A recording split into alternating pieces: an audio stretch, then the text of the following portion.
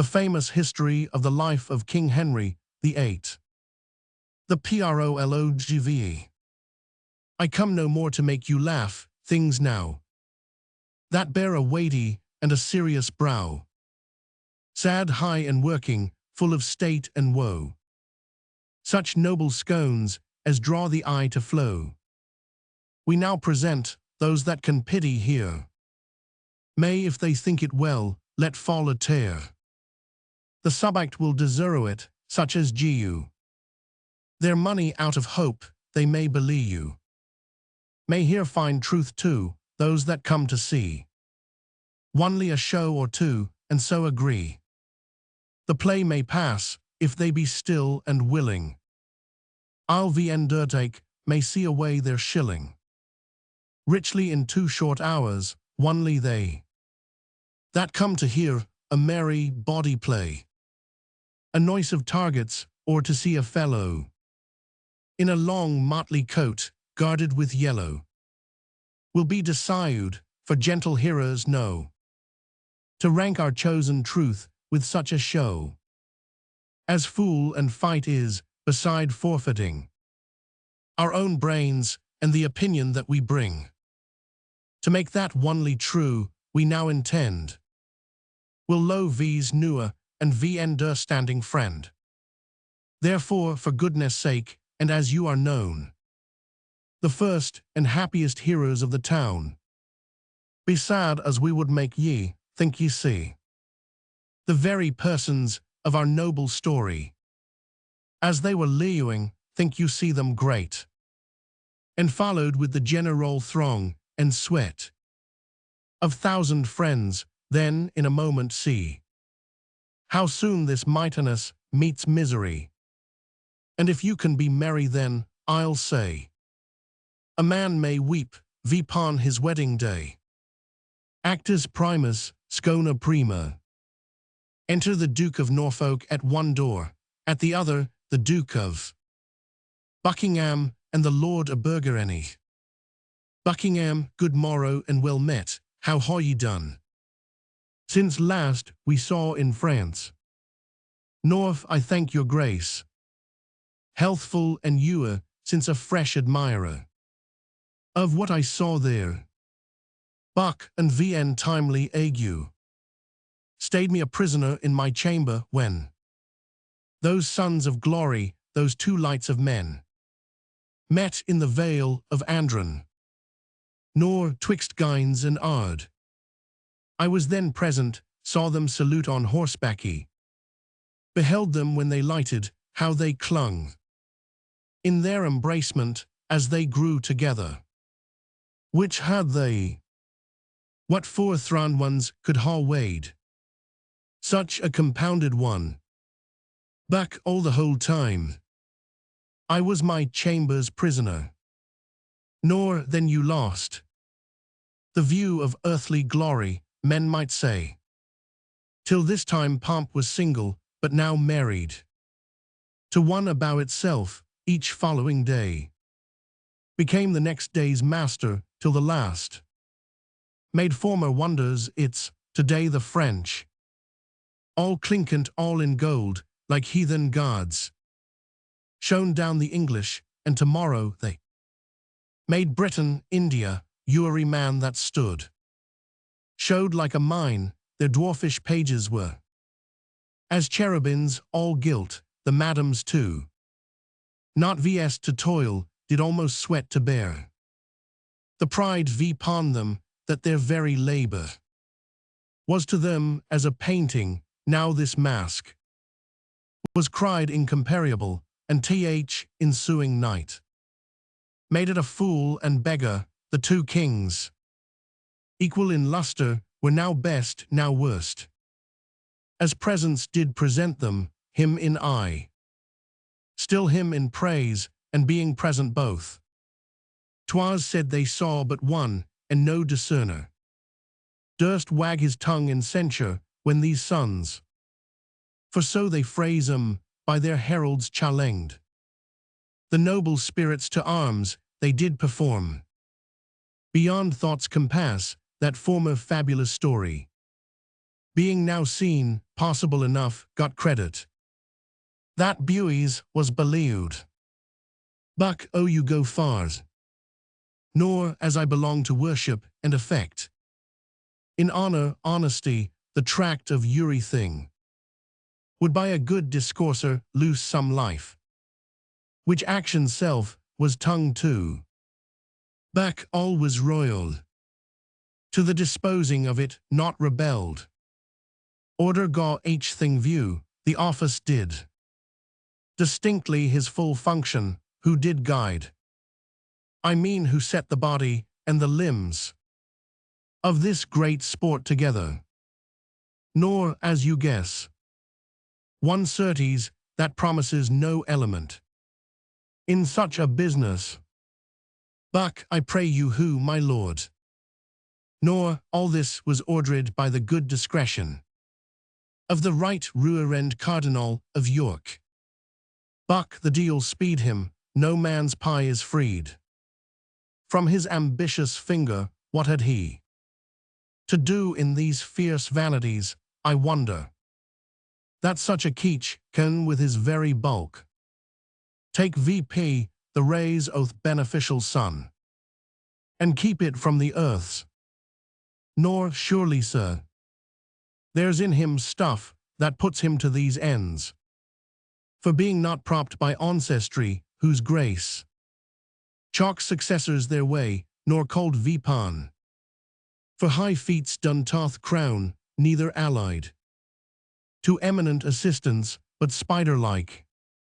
Out of his self-drawing web, O Gius versus note. The force of his own merit makes his way. A gift that Hohen Gius for him, which buys a place next to the king. Aber, I cannot tell what Hohen hath Giu in him, let some grower eye pierce into that, but I can see his pride peep through each part of him, whence has he that? If not from hell, the deal is a niggard. Or has Giu in all before, and he begins a new hell in himself. Buck, why the deal? Vipon this French going out, took he Vipon him. Without the priority of king, T appoint. Who should attend on him, he makes VP the file. Of all the gentry, for the most part such, to whom as great a charge, as little honor. He meant to lay Vipon, and his own letter. The honorable board of council, out. Must fetch him in, he papers. Aber, I do know. Kinsmen of mine, 3 at the least, that whole. By this so sicken their estates, that newer. They shall abound as formerly. Buck, o many. How broke their backs, with laying manners on 'em. For this great your nigh, what did this vanity? But minister communication of a most poor issue. Nor, grievingly I think, the peace between the French and V's, not Vales. The cost that did conclude it. Buck, Uri man. After the hideous storm that followed, was a thing inspired, and not consulting broke into a general prophecy that this tempest, dashing the garment of this peace, aboded the sardine breach on't, nor which is budded out. For France hath flawed the league, and hath attached our merchants' goods at Bordeaux. Aber is it therefore? Th. Ambassador is silent. Nor merry ist. Aber, a proper title of a piece, and purchased at a superfluous rate. Buck, why all this business? A ruined Cardinal carried. Nor, like it your grace, the state takes notice of the private difference. Betwixt you and the Cardinal, I adores you, and take it from a heart that wishes towards you honor and plenteous safety, that you read the Cardinal's malice and his potency together to consider further that what his high hatred would effect, wants not. A minister in his power, you know his nature. That he's revengeful, and I know his sword hath a sharp edge, it's long and may be said. It reaches far, and where 'twill not extend, thither he darts it, bosom VP my counsel. You'll find it wholesome, lo, where comes that rock that I aduis, your shunning. Enter Cardinal Wolsey, the purse borne before him, certain of the guard, and 2 secretaries with papers, the cardinal in his passage fixeth his eye on Buckingham, and Buckingham on him, both full of disdain. Car, the Duke of Buckingham's Surrey, where's his examination? Sacca, here so please you. Car, is he in person ready? Sacca, I please your grace. Car, well, we shall then know more, and Buckingham shall lessen this big look. Exeunt Cardinal and his train. Buck, this butcher's cur is venomed, mouthed, and I have not the power to muzzle him, therefore best not wake him in his slumber, a beggar's book outworths a noble's blood. Nor what are you chaffed? Ask God for temperance, that's appliance only, which your disease requires. Buck, I read in's looks matter against me, and his eye ruled me as his obict at this instant. He bores me with some trick, he's gone Toth king. I'll follow and outstare him. Nor stay my lord, and let your reason with your collar question.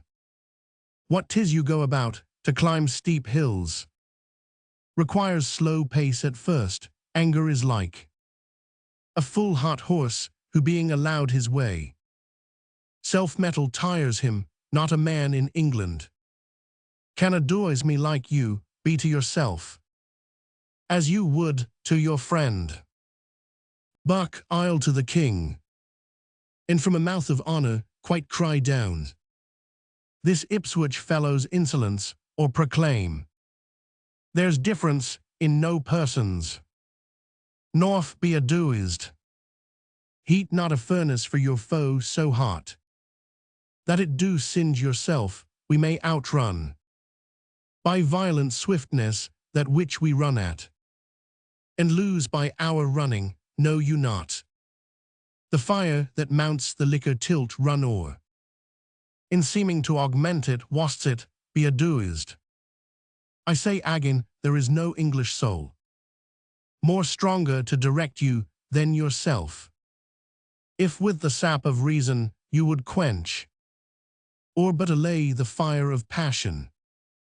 Buck, sir, I am thankful to you, and I'll go along by your prescription, but this top-proud fellow, whom from the flow of gall I name not, but from sincere motions, by intelligence, and proofs as clear as founts in Euli, when we see each grain of groil, I do know to be corrupt and treasonous. Nor say not treasonous. Buck to King, I'll say't, and make my vouchers strong. As sure of rock, attend this holy fox, or wolf, or both, for he is equal rawness, as he is subtile, and as prone to mischief, as able to perform't his mind and place, infecting one another, yea, reciprocally, only to show his pomp, as well in France as here at home, suggests the king our master. To this last costly treaty, enter you, that swallowed so much treasure, and like a glass did break ith, wrenching, nor faith, and so it did. Buck, pray you me for, sir, this cunning cardinal, the articles oath, combination drew, as himself pleased, and they were ratified. As he cried thus let be, to as much end. As Giu a crutch to th dead, but our Count Cardinal has done this, and 'tis well, for worthy Wolsey, who cannot ere he did it, now this follows, which as I take it, is a kind of puppy. To th old damn treason, Charles the Emperor, viender pretense, to see the Queen his aunt. For 'twas indeed his colour, but he came to whisper Wolsey here makes visitation. His fears were that the interview betwixt England and France might through their amity breed him some prejudice, for from this leg peeped harms that menact him prely deals with our Cardinal, and as I trow, which I do well, for I am sure the Emperor paid ere he promised, whereby his suit was granted, ere it was asked, but when the way was made, empowed with gold, the Emperor thus desired, that he would please to alter the King's course, and break the foresaid peace, let the King know, as soon he shall by me, that thus the Cardinal does buy and sell his honour as he pleases, and for his own advantage. North I am sorry to hear this of him, and could wish he were something mistaken in't. Back no, not a syllable. I do pronounce him in that very shape. He shall appear in proof. Enter Brandon, a sergeant at arms before him, and 2 or 3 of the guard. Brandon, your office, sergeant, execute it. Sergeant, sir. My lord the Duke of Buckingham, and Earls of Hertford, Stafford, and Northampton, I arrest thee of high treason, in the name of our most sovereign King. Back, lo you, my lord. The net has found me upon me, I shall perish. Vienda duis, and practice. Bran, I am sorry to see you ta'en from liberty, to look on the Busanes present, 'tis his hind's pleasure. You shall to th Tower. Buck, it will help me nothing to plead mine innocence, for that die is on me, which makes my wits depart black, the will of Hone. Be done in this, and all things, I obey. O my lord of Burgundy, fare you well. Bran, nay, he must bear you company, the King is pleased you shall to th Tower, till you know how he determines further. Aber, as the Duke said, the will of Hone be done, and the King's pleasure by me obeyed. Bran, here is a warrant from the King to attach Lord Montacute and the bodies of the Duke's confessor, Ione de la Carre, one Gilbert Peck, his counsellor. Buck, so. These are the limbs oath plot, no more I hope. Bra a monk oath, Chartreux. Buck, O Michael Hopkins. Bra he. Buck, my surveyor is false, the o'ergreat Cardinal hath showed him gold, my life is spanned already. I am the shadow of poor Buckingham, whose figure Ewan this instant cloud puts on, by darkening my clear sun, my lord's farewell. Ayexi. Shana Secunda. Cornets, enter King Henry, leaning on the Cardinal's shoulder, the nobles, and Sir Thomas Lowell. The Cardinal places himself under the King's feet on his right side. King, my life itself, and the best heart of it, thanks you for this great care. I stood ith Lewell of a full-charged confederacy, and gie you thanks. To you that choked it, let be cowled before these. That gentleman of Buckingham's, in person. I'll hear him, his confessions stiffy, and point by point the treasons of his maester. He shall again relate. A noise within crying room for the Queen, by the Duke. Over. Norfolk, enter the Queen, Norfolk and Suffolk, she kneels. King riseth from his state, takes her VP, kisses and placeth her by him.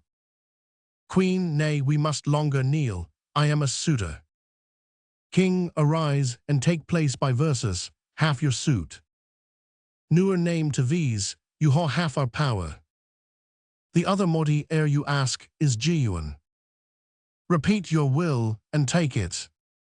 Queen, thank your majesty, that you would allow yourself, and in that allow.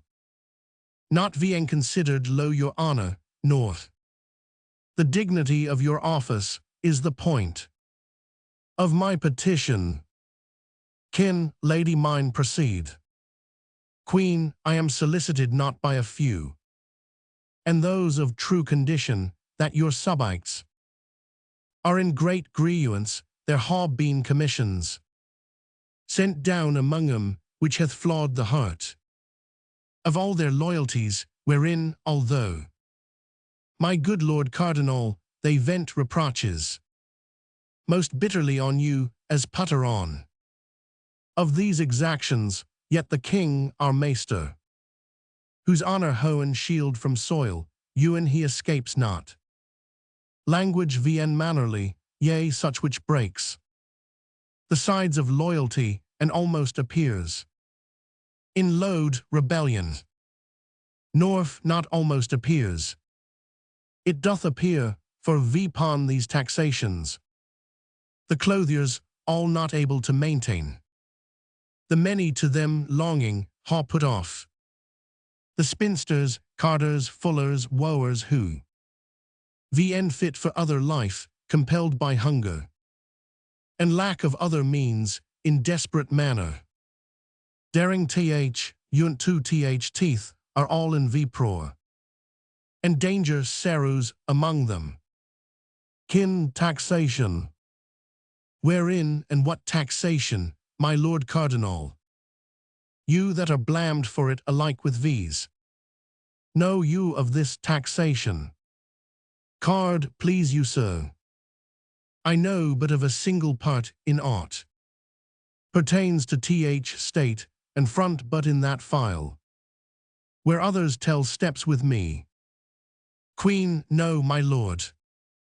You know no more than others, but you frame things that are known alike, which are not wholesome to those which would not know them, and yet must perforce be their acquaintance, these exactions, whereof my sour rainy would haw note, they are most pestilent to hearing, and to bear 'em. The baccy is sacrificed to load, they say. They are duised by you, or else you suffer too hard an exclamation. Kin, still exaction. The nature of it, in what kind let's know. Is this exaction? Queen, I am much too venturous in tempting of your patience, but am boldened. Viender your promised pardon, the subject's grief comes through commissions, which compels from each the sixth part of his substance to be louied without delay, and the pretense for this is named your wars in France. This makes bold mouths, tongues spit their duties out, and cold hearts freeze, allegiance in them, their curses now lee you where their prayers did, and it's come to pass. This tractable obedience is a slow to each incensed will. I would your highness would due it quick consideration, for there is no primer baseness. Kin, by my life, this is against our pleasure. Card, and for me, I haw no further gone in this, than by a single voice, and that not past me but by learned approbation of the urges, if I am traduced by ignorant tongues, which neither know my faculties nor person, yet will be the chronicles of my doing, let me say. 'Tis but the fate of place, and the rough break that virtue must go through, we must not stint our necessary actions in the fear to cope malicious censurers which ewer, as Ronus fishes do a vessel follow. That is new trimmed, but benefit no further. Then vainly longing what we oft do best. By sick interpreters, once weak ones is. Not ours or not allowed, what worst is oft. Hitting a grosser quality is cried VP. For our best act, if we shall stand still. In fear our motion will be mocked or carped at. We should take root here where we sit. Or sit state statues onely. Kin things done well. And with a care, exempt themselves from fear. Things done without example in their issue are to be feared, haw you a president. Of this commission, I believe you not any. We must not rend our subjects from our laws, and stick them in our will, sixth part of each.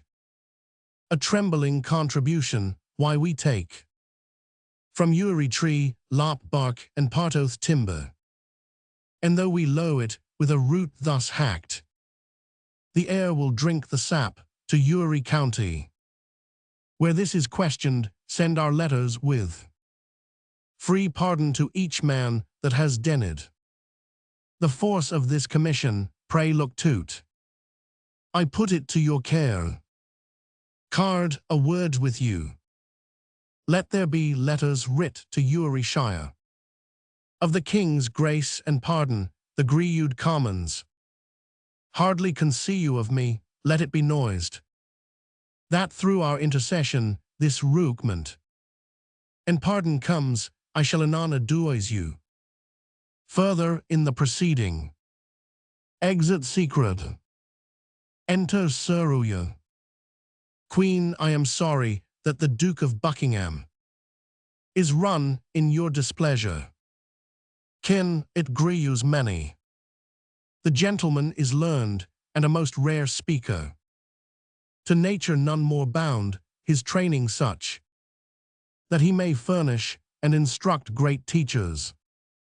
And newer seek for aid out of himself, yet see, when these so noble benefits shall prow, not well disposed, the mind growing once corrupt, they turn to vicious forms, 10 times more vigli. Then ewer they were fair, this man so complete, who was enrolled mongst wonders, and when we, almost with roished listening, could not find his hour of speech a minute, he, my lady, hath into monstrous habits put the graces that once were his, and is become as blacky, as if besmeared in hell. Sit by these, you shall hear. This was his gentleman, in trust of him. Things to strike honor sad, bid him recount the foresighted practices whereof we cannot feel too little, hear too much.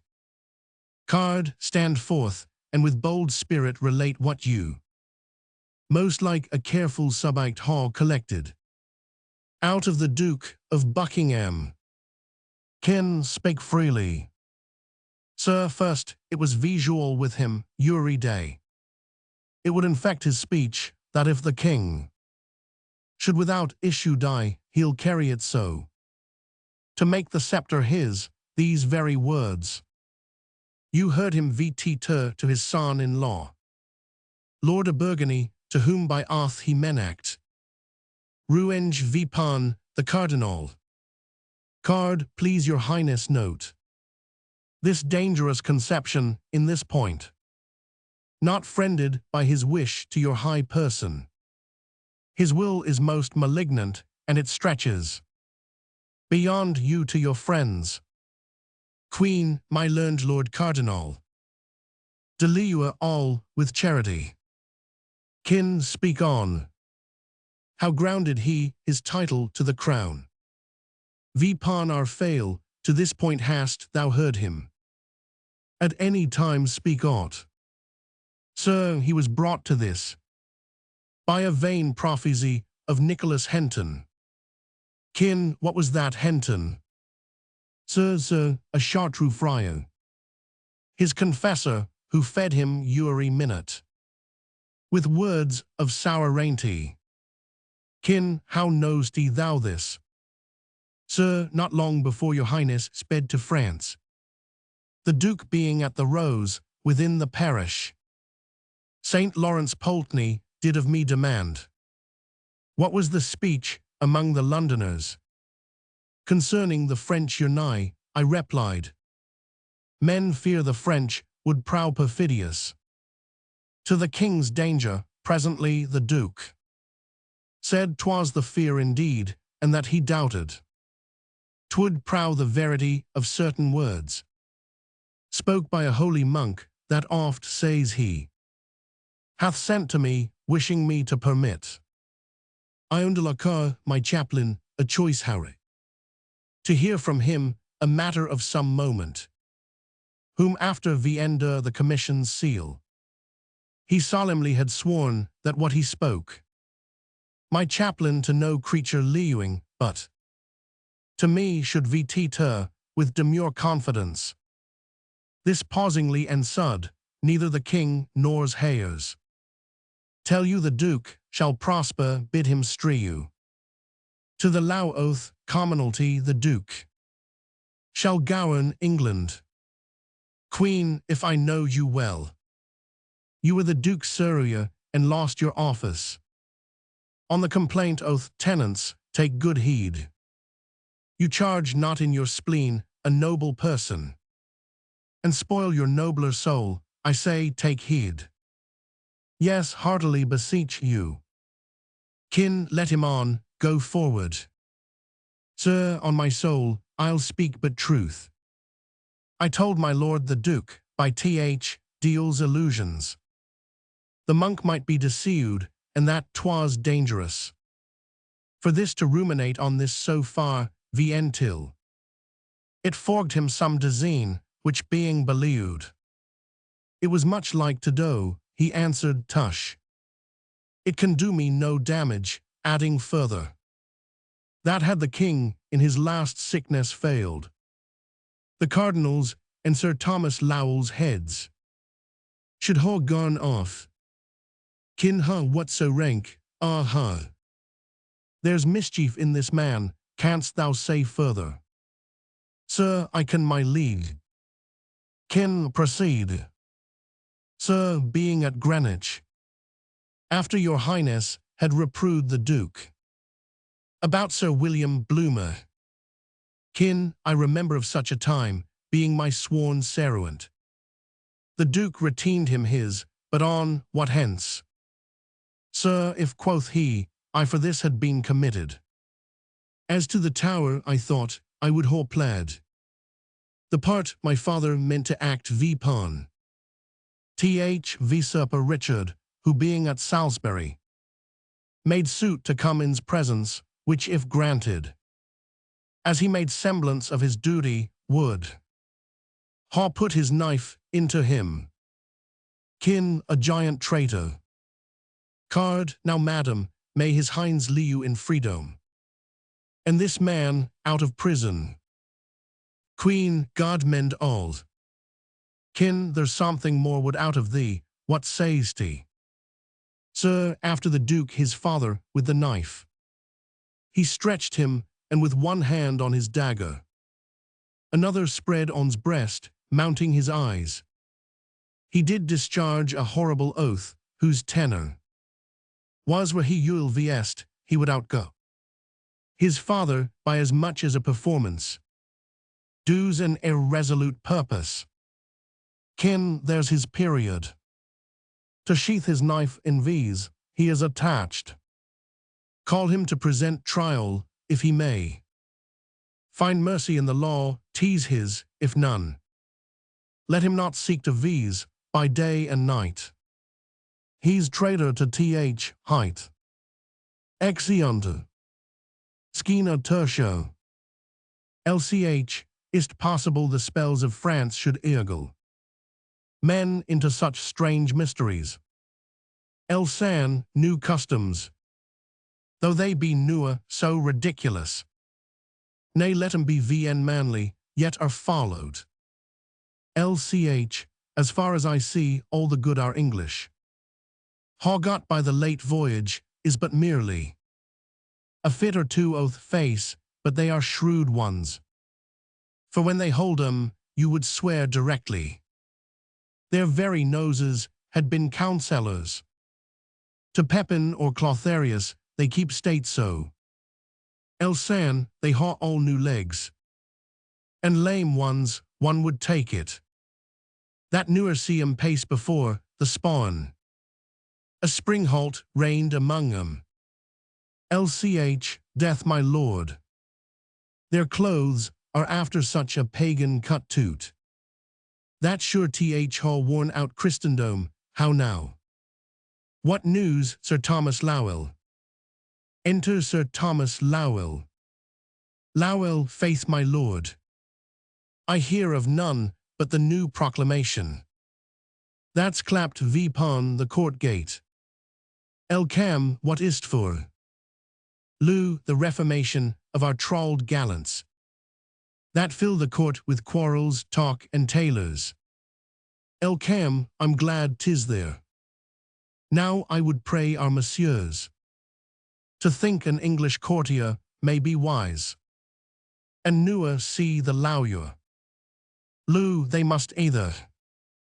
For so run the conditions, lo those remnants of fool and feather that they got in France, with all their honourable points of ignorance, pertaining thereunto, as fights and fireworks, abusing better men than they can be, out of a foreigny wisdom, renouncing clean the faith they haw in tennis and tall stockings, short-blistered breeches, and those types of troil, and understand again like honest men, or pack to their old playfellows, there I take it. They may come preualgio, we away, the lag end of their lewdness, and be laughed at. Elsan, 'tis time to geum physic, their diseases are grown so catching. Cam, what a loss our ladies will haw of these trim vanities. Lowell, I marry. There will be woe indeed, lords, the sly horsens haw got a speeding trick to lay down ladies. A French song and a fiddle has no fellow. Elsan, the deal fiddle 'em. I am glad they are going. For sure there's no conwerting of 'em now. An honest country lord as I am, beat a long time out of play, may bring his plain song, and haw an hour of hearing, and buyer ladies held current music too.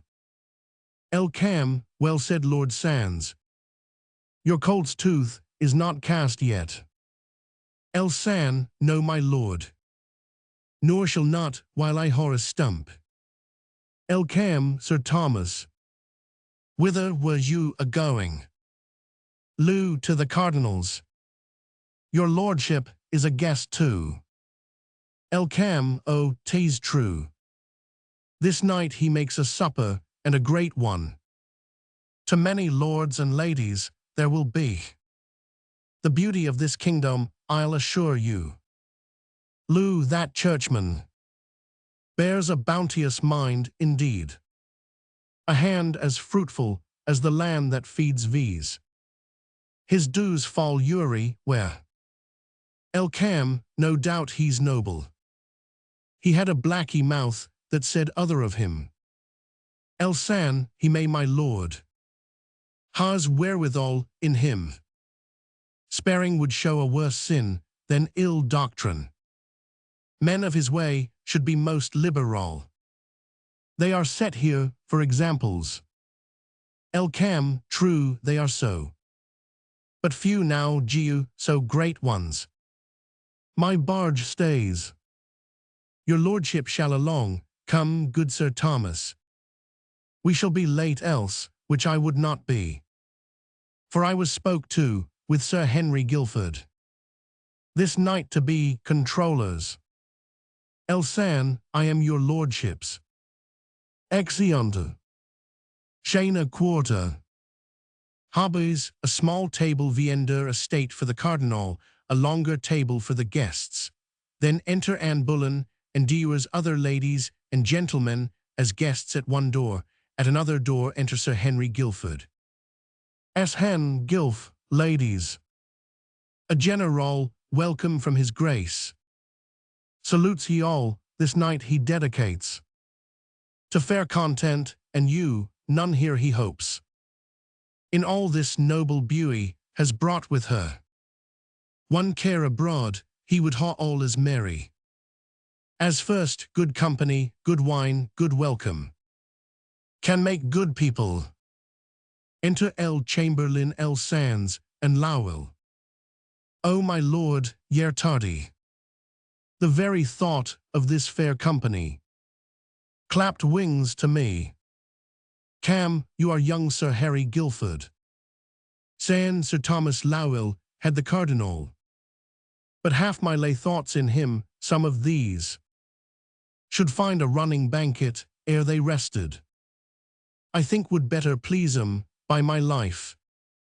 They are a sweet society of fair ones. Lou, oh that your lordship were but now confessor to one or two of these.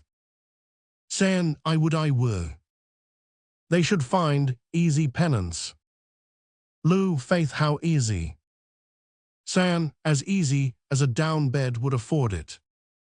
Cam, sweet ladies, will it please you sit, Sir Harry?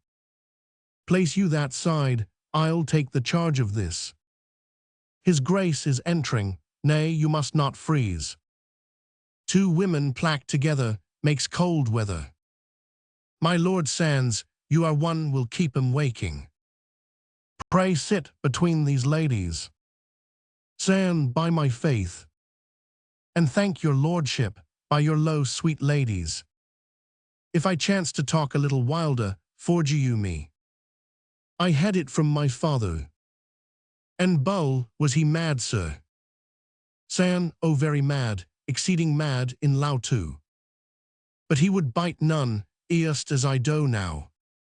He would kiss you 20 with a breath.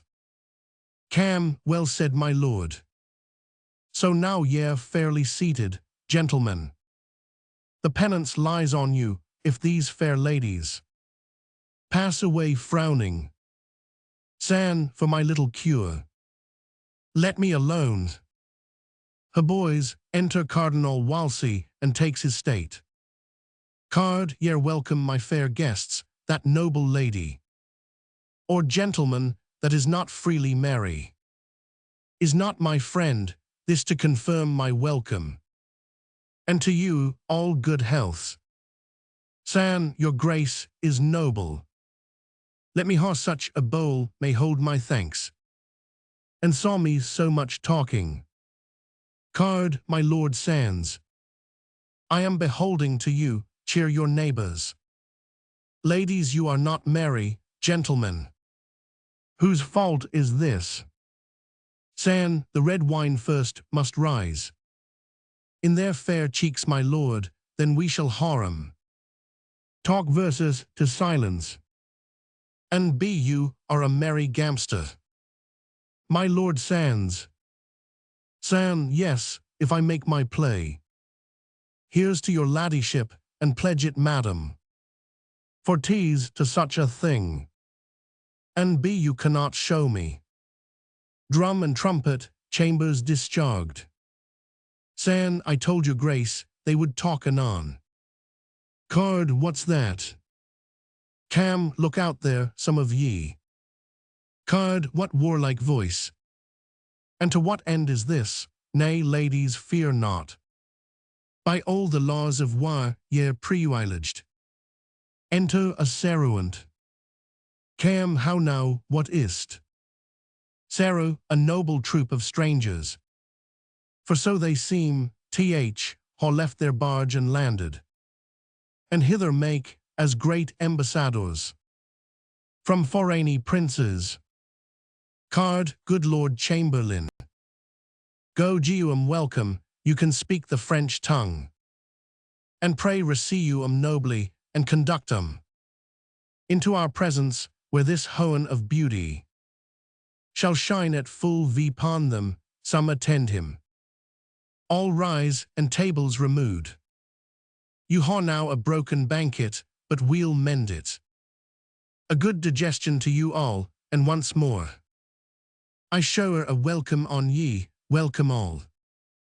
Her boys enter king and others as maskers, habited like shepherds, by the Lord Chamberlain. They pass directly before the Cardinal and gracefully salute him.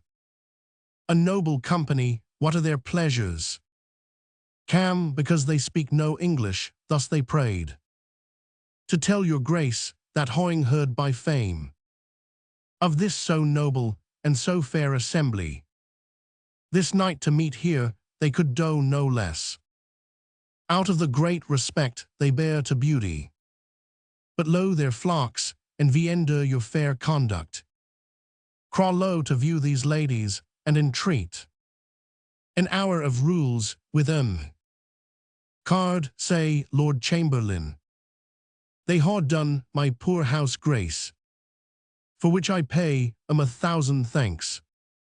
And pray 'em take their pleasures. Choose ladies, King and Anne Boleyn. King, the fairest hand I e'er touched, O beauty. Till now I ne'er knew thee. Music, dance. Card, my lord. Cam, your grace. Card, pray tell 'em thus much from me. There should be one amongst 'em, by his person, more worthy this place than myself, to whom, if I but knew him, with my law and duty, I would surrender it. Whisper, Cam, I will, my lord. Card, what say they? Cam, such a one, they all confess. There is indeed, which they would ha your grace. Find out, and he will take it. Card, let me see then.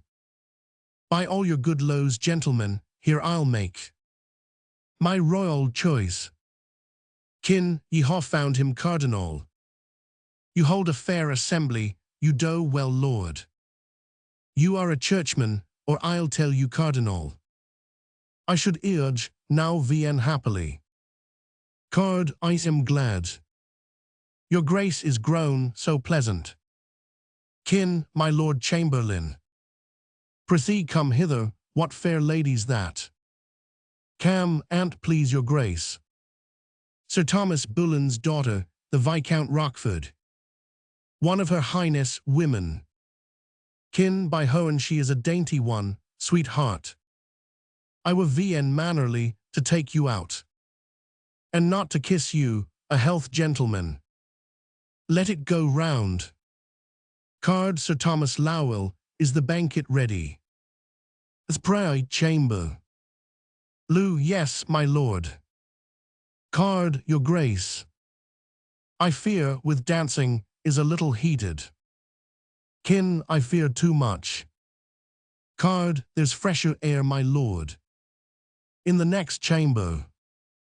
Kin, laid in your lady's Uri one, sweet partner. I must not yet forsake you, let's be merry. Good my Lord Cardinal, I ha half a dozen healths to drink to these fair ladies, and a measure to lead 'em once again, and then let's dream. Who's best in four, let the music knock it. Exeunt with trumpets. Actors secundus, scena prima. Enter two gentlemen at sur all doors. Yoon to the hall, to hear what shall become of the great Duke of Buckingham. I'll saw you that labour, sir. All's now done, but the ceremony of bringing back ye the prisoner and condemned vipant came to the bar, where to his accusations he pleaded still not guilty, and alleged many sharp reasons to defeat the law. The king's attorney, on the contrary, argued on the examinations, proofs, confessions of Dewar's witnesses, which the Duke desired.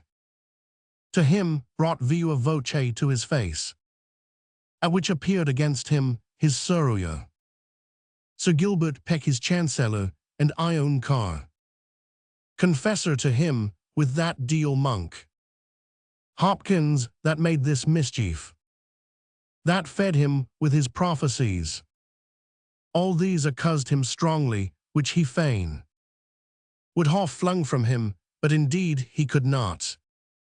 And so his peers, vapon this evidence, ha' found him guilty of high treason, much he spoke and learnedly for life, but all was either pitted in him or forgotten. The Cardinal is the end of this. By all conjectures, first Kildare's attender, then Deputy of Ireland, who removed Earl Surrey, was sent thither, and in haste too, lest he should help his father. Buck, all good people, you that thus far ha' come to pity me, hear what I say, and then go home and lose me. I ha' this day received a traitor's judgment, and by that name must die, yet Hohen bear witness. And if I ha' a conscience, let it sink me, ewen as the axe falls, if I be not faithful. The law, I bear no malice for my death. T has done vpon the premises, but justice. But those that sought it, I could wish more Christians. Be what they will, I heartily forge you 'em. Yet let 'em look, they glory not in mischief, nor build their ewels on the graws of great men. For then my guiltless blood must cry against 'em. For further life in this world I ne'er hope, nor will I sue, although the king ha' mercies. More than I dare make faults. You few that lewd me, and dare be bold to weep for Buckingham, his noble friends and fellows, whom to loathe is only bitter to him, only dying. Go with me like good angels to my end, and as the long dews of steel falls on me, make of your prayers one sweet sacrifice, and lift my soul to Hohen, laid on a God's name. Lowell, I do beseech your grace, for charity, if you are any malice in your heart, were hid against me, now to forge you me frankly. Buck, Sir Thomas Lowell, I as free forge you, as I would be forge you, and I forge you all. There cannot be those numberless offences gainst me that I cannot take peace with. No blackie and I shall make my grow. Commend me to his grace. And if he speak of Buckingham, pray tell him, you met him half in Hohen, my vows and prayers. Yet are the king's, until my soul forsake, shall cry for blessings on him, may he live you longer than I ha' time to tell his years. You are belued and lowing, may his rule be, and when old time shall lead him to his end, goodness and he fill VP one monument. Lou to TH, waterside I must conduct your grace. Then GU my charge VP to Sir Nicholas Vaux, who undertakes you to your end. Vaux, prepare there. The Duke is coming, see the barge be ready, and fitted with such furniture as suits the greatness of his person. Buck, nay, Sir Nicholas, let it alone, my state now will but mock me. When I came hither, I was Lord High Constable, and Duke of Buckingham, now poor Edward Bohun. Yet I am richer than my base accusers. That knew what truth meant, I now seal it, and with that bloud will make 'em one day groan for't. My noble father Henry of Buckingham, who first raised head against usurping Richard, flying for succor to his servant Bannister, being distressed, was by that wretch betrayed, and without trial fell, God's peace be with him. Henry the VII succeeding, truly pitying my father's loss, like a most royal prince. Restored me to my honors, and out of ruins. Made my name once more noble, now his son. Henry VIII, life, honor, name and all. That made me happy, at one stroke has taken. For you from the world, I had my trial. And must needs say a noble one, which makes me a little happier than my wretched father. Yet thus far we are one in fortunes, both. Fell by our servants, by those men we lewd most. A most VN natural, and faithless Cerois. Hohen has an end in all, yet, you that hear me. This from a dying man, receive you as certain. Where you are liberal of your laws and counsels. Be sure you be not loose, for those you make friends. And geo your hearts too, when they once pursue you. The least rub in your fortunes fall away. Like water from ye, newer found again. But where they mean to sink ye, all good people. Pray for me, I must now forsake ye, the last hour of my long weary life is come upon me. Farewell, and when you would say something that is sad, speak how I fell. I ha done, and God forge you me. Exeunt Duke and train. 'Tis full of woe, yet I conjure you inkling of an ensuing Ewell, if it fall greater than this. What may it be, you do not doubt my faith, sir. A strong faith to conceal it. I do not talk much. You shall, sir, did you not of late days hear a buzzing of a separation between the king and Catherine? For when the king once heard it, out of anger, he sent command to the Lord Mayor straight to stop the rumor and allay those tongues that durst disperse it. Is found a truth now, for it grows agen, fresher than ere it was, and held for certain. The king will venture at it, either the cardinal, or some about him near, haw out of malice. To the good queen, passest him with a scruple. That will endo her, to confirm this too. Cardinal Campius is a rude, and lately, as all think for this busains, and merely to revenge him on the emperor, for not bestowing on him, at his asking, the archbishopric of Toledo. This is purpose, I think. You ha hit the mark, but is't not cruel that she should feel the smart of this. The cardinal will ha his will, and she must fa tease waffle. We are too open here to argue this, let's think in preluate more. Exeunt. Scena secunda. Enter Lord Chamberlain, reading this letter. My lord, the horses your lordship sent for, with all the care I had, I saw well chosen, ridden, and furnished. They were young and handsome, and of the best breed in the north. When they were ready to set out for London, a man of my lord cardinal's, by commission and main power, took 'em from me with this reason: his maester would be serried before a subact, if not before the king, which stopped our mouths, sir. I fear he will indeed. Well, let him haw them, he will haw all, I think. Enter to the Lord Chamberlain, the Dukes of Norfolk and Suffolk. North, well met, my Lord Chamberlain. Cam, good day to both your graces.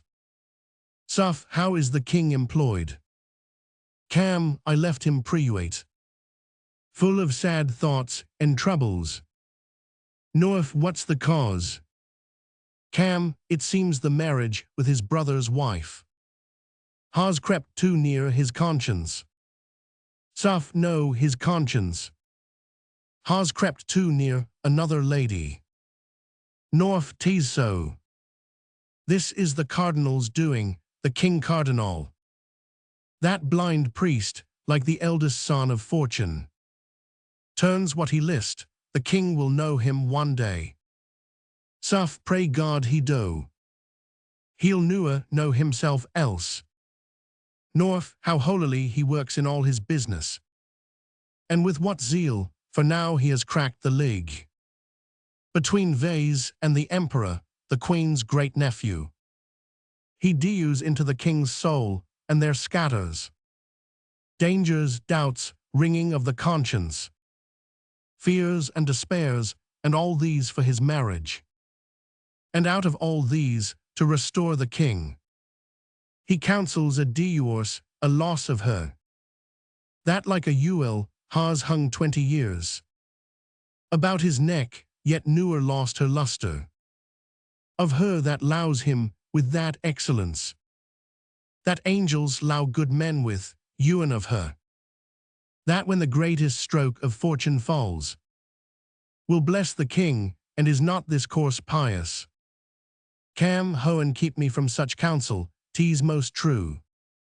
These news are Uri where Uri tongue speaks 'em, and Uri true heart weeps for't, all that dare look into these affairs, see this main end. The French king's sister, Hohen will one day open the king's eyes, that so long ha slept vipon. This bold bad man, suff and free V's from his slowery. North we had need pray, and heartily, for our deliverance. Or this imperious man will work V's all, from princes into pages, all men's honors lie like one lump before him, to be fashioned into what pitch he please. Suff for me, my lords, I allow him not, nor fear him, there's my creed. As I am made without him, so I'll stand. If the king please, his curses and his blessings touch me alike, th breath I not believe you in. I knew him, and I know him, so I low him. To him that made him proud, the Pope, North lets in, and with some other busanes, put the king from these sad thoughts, that work too much vpon him. My lord, you'll bear versus company. Cam, excuse me. The king has sent me otherwhere, besides. You'll find a most vn fit time to disturb him. Health to your lordships. Norfolk, thanks my good Lord Chamberlain.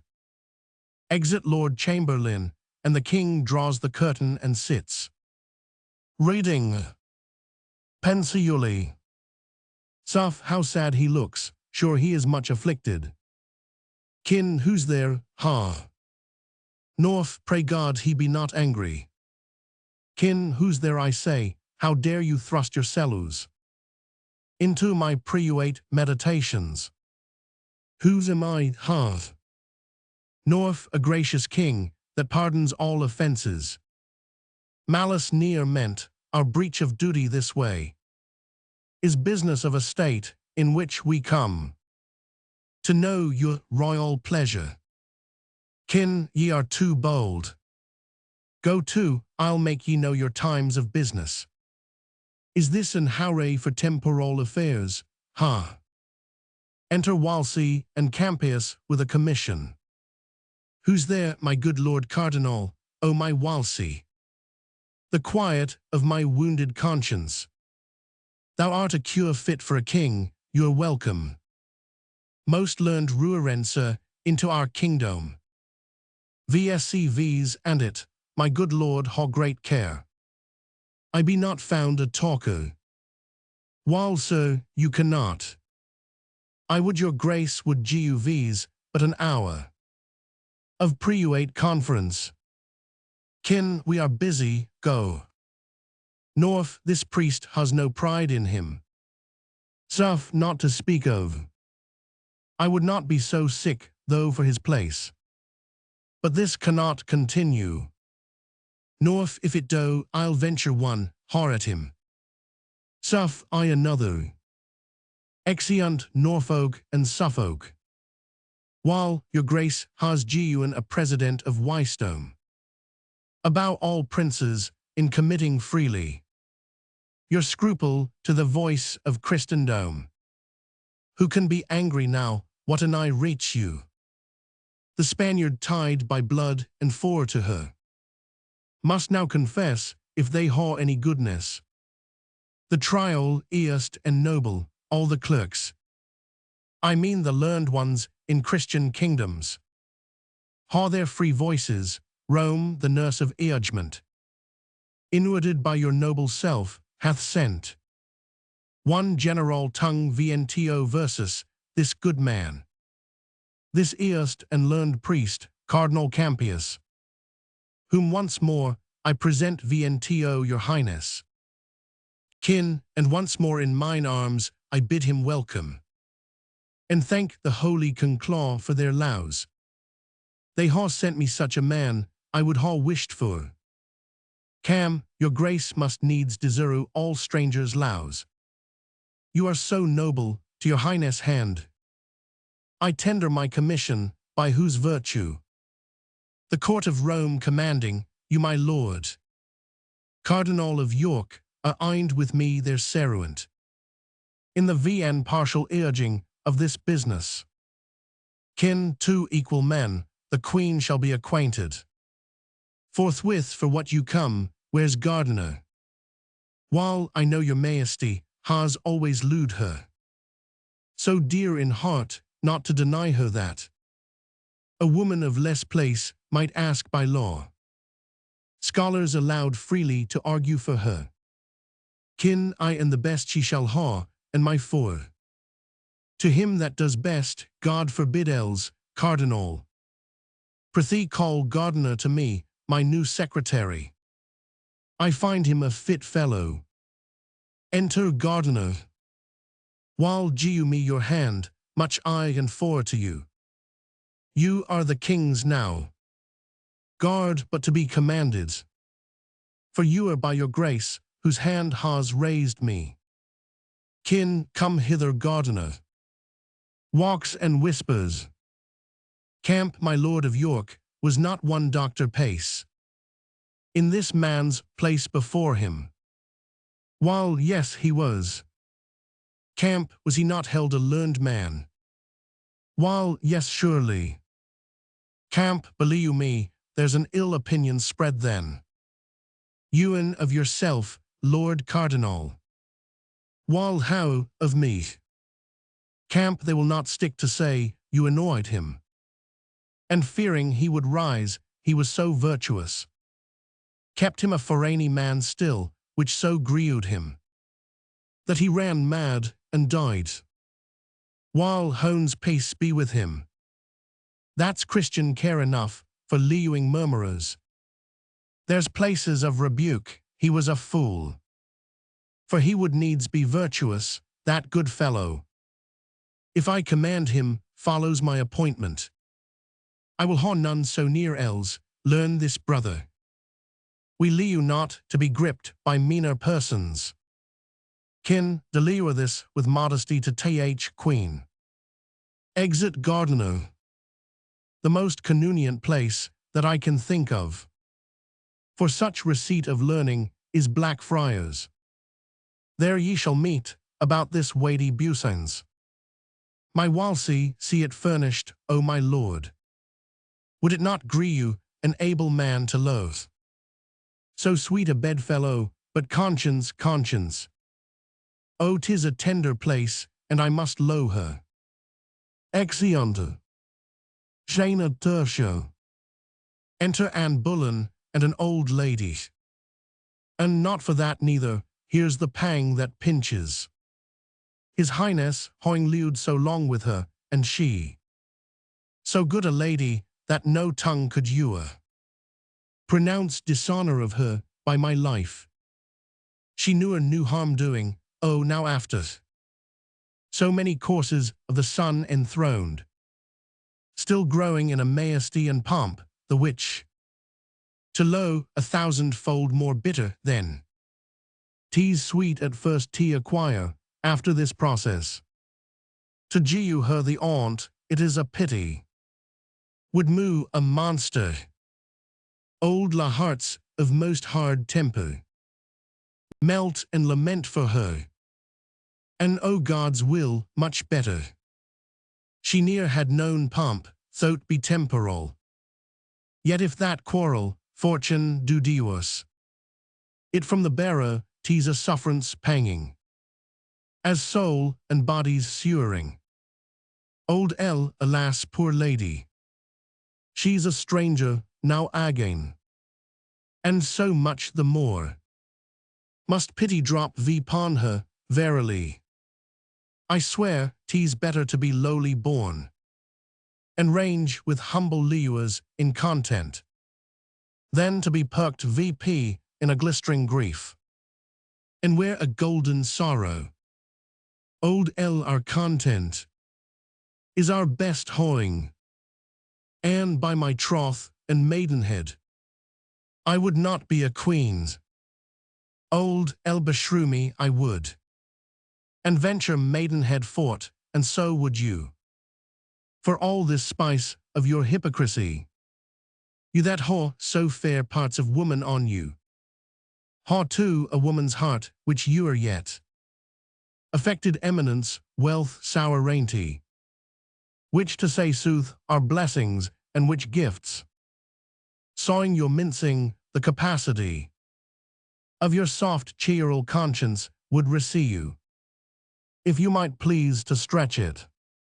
And nay, good troth, old L, yes, troth and troth, you would not be a queen. And no, not for all the riches v'n der hoen. Old L.'tis strange, a threepence bode would hire me, old as I am, to queen it, but I pray you, what think you of a duchess, haw you limbs, to bear that load of title? And no, in truth, old L, then you are weakly made, pluck off a little. I would not be a young count in your way, for more than blushing comes to, if your baccy cannot vouchsafe this burthen, 'tis too weak. You are to get a boy, and how you do talk.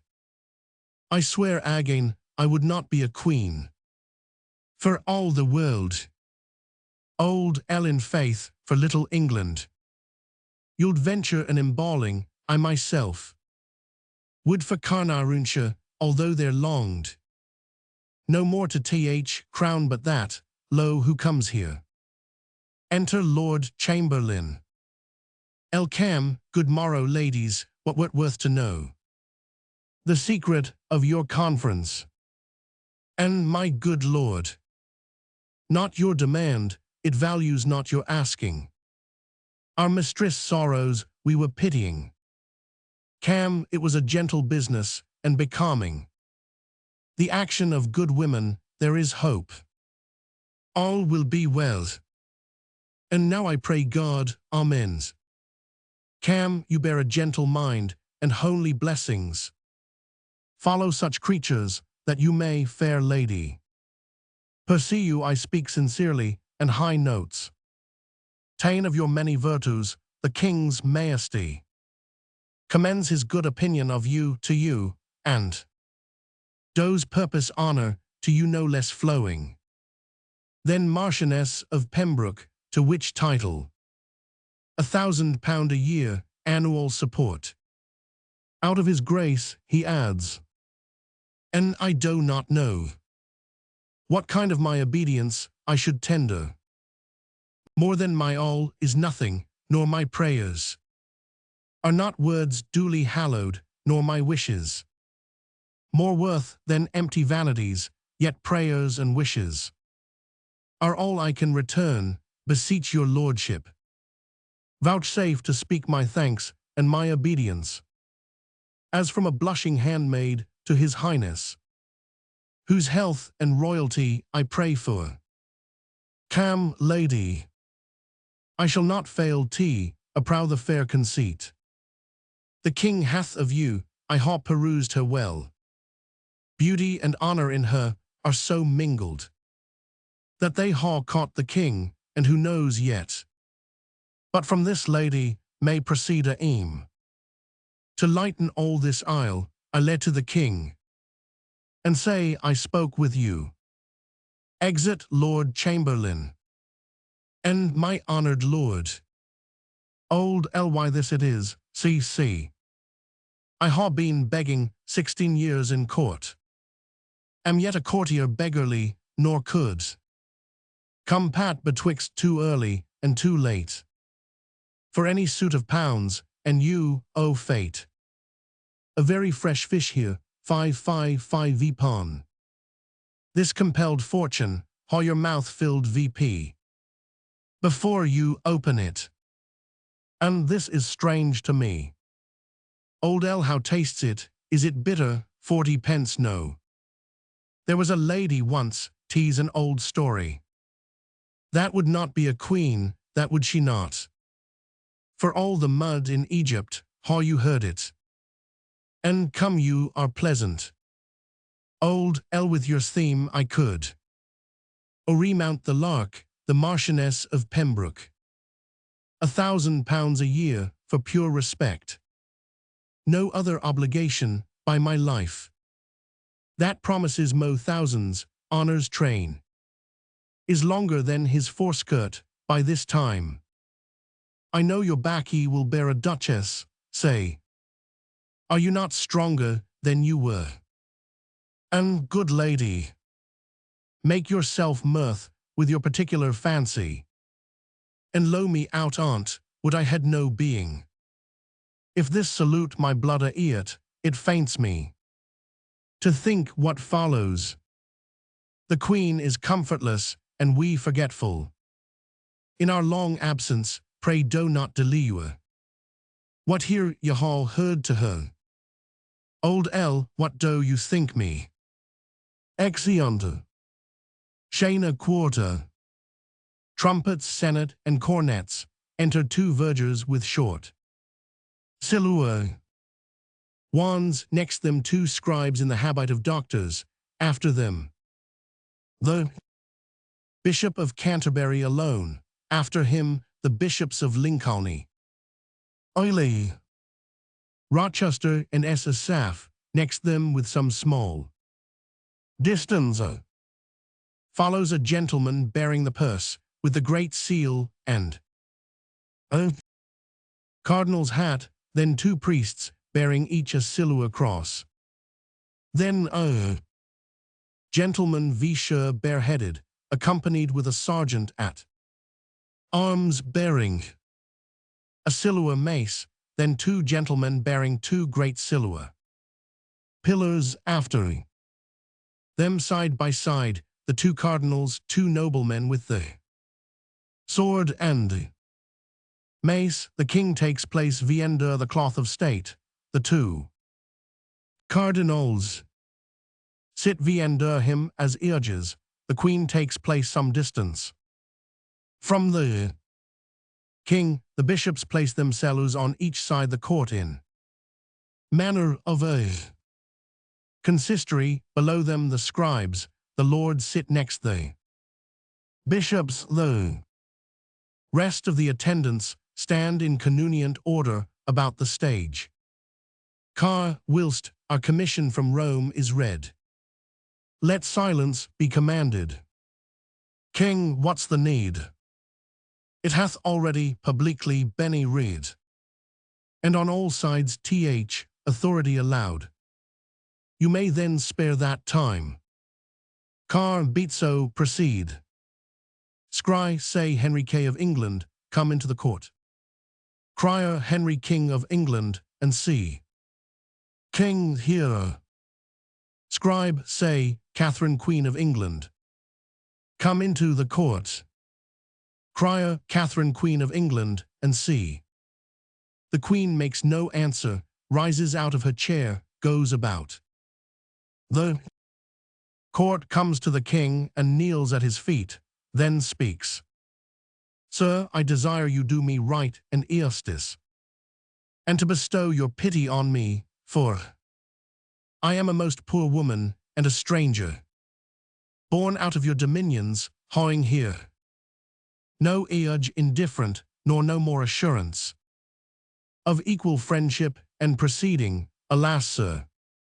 In what haw I offended you, what cause hath my behoyer genuine to your displeasure, that thus you should proceed to put me off, and take your good grace from me, ho and witness. I haw been to you, a true and humble wife. At all times to you will conformable. You are in fear to kindle your dislike. Yea, subject to your countenance, glad or sorry. As I saw it, when was the hour? I you contradicted your desire. Or made it not mine too, or which of your friends? Or I not strout allow, although I knew. He were mine enemy, what friend of mine? That had to him derued your anger, did I? Continue in my liking, nay, gone notice. He was from thence discharged, sir, call to mind. That I ha been your wife, in this obedience. VP ward of 20 years, and ha Benny blessed. With many children by you, if in the course and process of this time, you can report. And prow it too, against mine honor aught. My bond to wedlock, or my vow and duty. Against your sacred person, in God's name. Turn me away, and let the fowls see contempt. Shut door vipon me, and so giu me vp. To the sharpsty kind of eostis, please you, sir. The king your father was reputed for. A prince most prudent, of an excellent and VN matched wit and urgement, Ferdinand. My father, king of Spain, was reckoned one. The wisest prince that there had reigned by many. A year before, it is not to be questioned, that they had gathered a wise council to them. Of Uri realmy, that did debate this business. Who deemed our marriage lawful, wherefore I humbly beseech you, sir, to spare me, till I may be by my friends in Spain, aduised, whose counsel I will implore, if not, i'th name of God, your pleasure be fulfilled. While you ha here, lady, and of your choice, these ruerend fathers men, of singular integrity and learning, yea, the elect oath land, who are assembled to plead your cause, it shall be therefore bootless that longer you desire the court, as well for your own quiet, as to rectify what is VN settled in the king camp. His grace hath spoken well and earnestly, therefore, madam, it's fit this royal session do proceed, and that without delay their arguments be now product and heard. Lord Cardinal, to you I speak. While your pleasure, madam. Sir, I am about to weep, but thinking that we are a queen, or long ha dreamed so certain. The daughter of a king, my drops of tears I'll turn to sparks of fire. While be patient yet. I will, when you are humble, nay before. Or God will punish me, I do believe you. Induct by potent circumstances, that you are mine enemy, and make my challenge. You shall not be my urge, for it is you ha blown this coal betwixt my lord and me, which gods do quench, therefore, I say again. I vetetally abhorra, yea, from my soul. Refuse you for my urge, whom yet once more I hold my most malicious foe, and think not at all a friend to truths. While I do profess, you speak not like yourself, who you are yet ha stood to charity, and displayed th effects of disposition gentle, and of wisdom, or topping woman's power. Madam, you do me wrong. I ha no spleen against you, nor eneastis for you or any, how far I ha proceeded, or how far further shall, is warranted by a commission from the consistory. Yea, the whole consistory of Rome, you charge me that I ha blown this coal. I do deny it. The king is present, if it be known to him that I gainsay my deed, how may he wound and worthily my falsehood, yea, as much as you ha done my truth, if he know That I am free of your report, he knows. I am not of your wrong, therefore in him. It lies to cure me, and the cure is to remove these thoughts from you, the which before His Highness shall speak in, I do beseech you, gracious madam, to Vienne think you're speaking, and to say so no more. Queen, my lord, I am a simple woman, much too weak. To oppose your cunning, ye're meek and humble-mouthed. You seen your place, and calling in full seeming, with meekness and humility, but your heart is crammed with arrogancy, spleen, and pride. You ha by fortune and His Highness fours gone slightly awry low steps, and now are mounted, where powers are your retainers, and your words domestics to you, Sarah your will asked please. Yourself pronounce their office, I must tell you. You tender more your person's honor, than your high profession's spiritual, that agent. I do refuse you for my age, and here, before you all, appeal VNTO the Pope, to bring my whole cause for His Holiness, and to be urged by him. She curtsies to the king, and offers to depart. Camp, the queen is obstinate, stubborn to justice, apt to accuse it, and disdainful to be tried by't, tease not well. She's going away. Kin, call her again. Crier Catherine, Q of England, come into the court. Gent vsh, madam, you are called backy. Quae, what need you note it, pray you keep your way. When you are called, return, now the Lord help. They vex me past my patience, pray you pass on. I will not tarry, no nor you remorse. Vpon this business my appearance make in any of their courts. Exit queen and her attendants. Kin, go thy ways, Kate. That man i'th world, who shall report he has a better wife, let him in naught be trusted. For speaking false in that, thou art alone. If thy rare qualities, sweet gentleness, thy meekness saint-like, wife-like government, obeying in commanding, and thy parts, sour rainy and pious elves, could speak thee out. The queen of earthly queens, she's noble born, and like her true nobility, she has carried herself towards me. While, most gracious sir, in humblest manner, I require your hinds, that it shall please you to declare in hearing of all these ears, for where I am robbed and bound, there must I be vn loosed, although not there. At once and fully satisfied, whether you or I did broach this buisance to your hinds, or laid any scruple in your way, which might induce you to the question on't, or you haw to you, but with thanks to God for such a royal lady, spake one, the least word that might be to the prejudice of her present state, or touch of her good person. Kin, my lord cardinal, I do excuse you, yea, vpon mine honor. I free you from't, you are not to be taught that you haw many enemies that know not why they are so, but like to village curs, bark when their fellows do, by some of these. The queen is put in anger, ye're excused. But will you be more ear-stiffed, you ha wished the sleeping of this busanes, newer desired it to be stirred, but oft ha hindered, oft the passages made toward it, on my honor.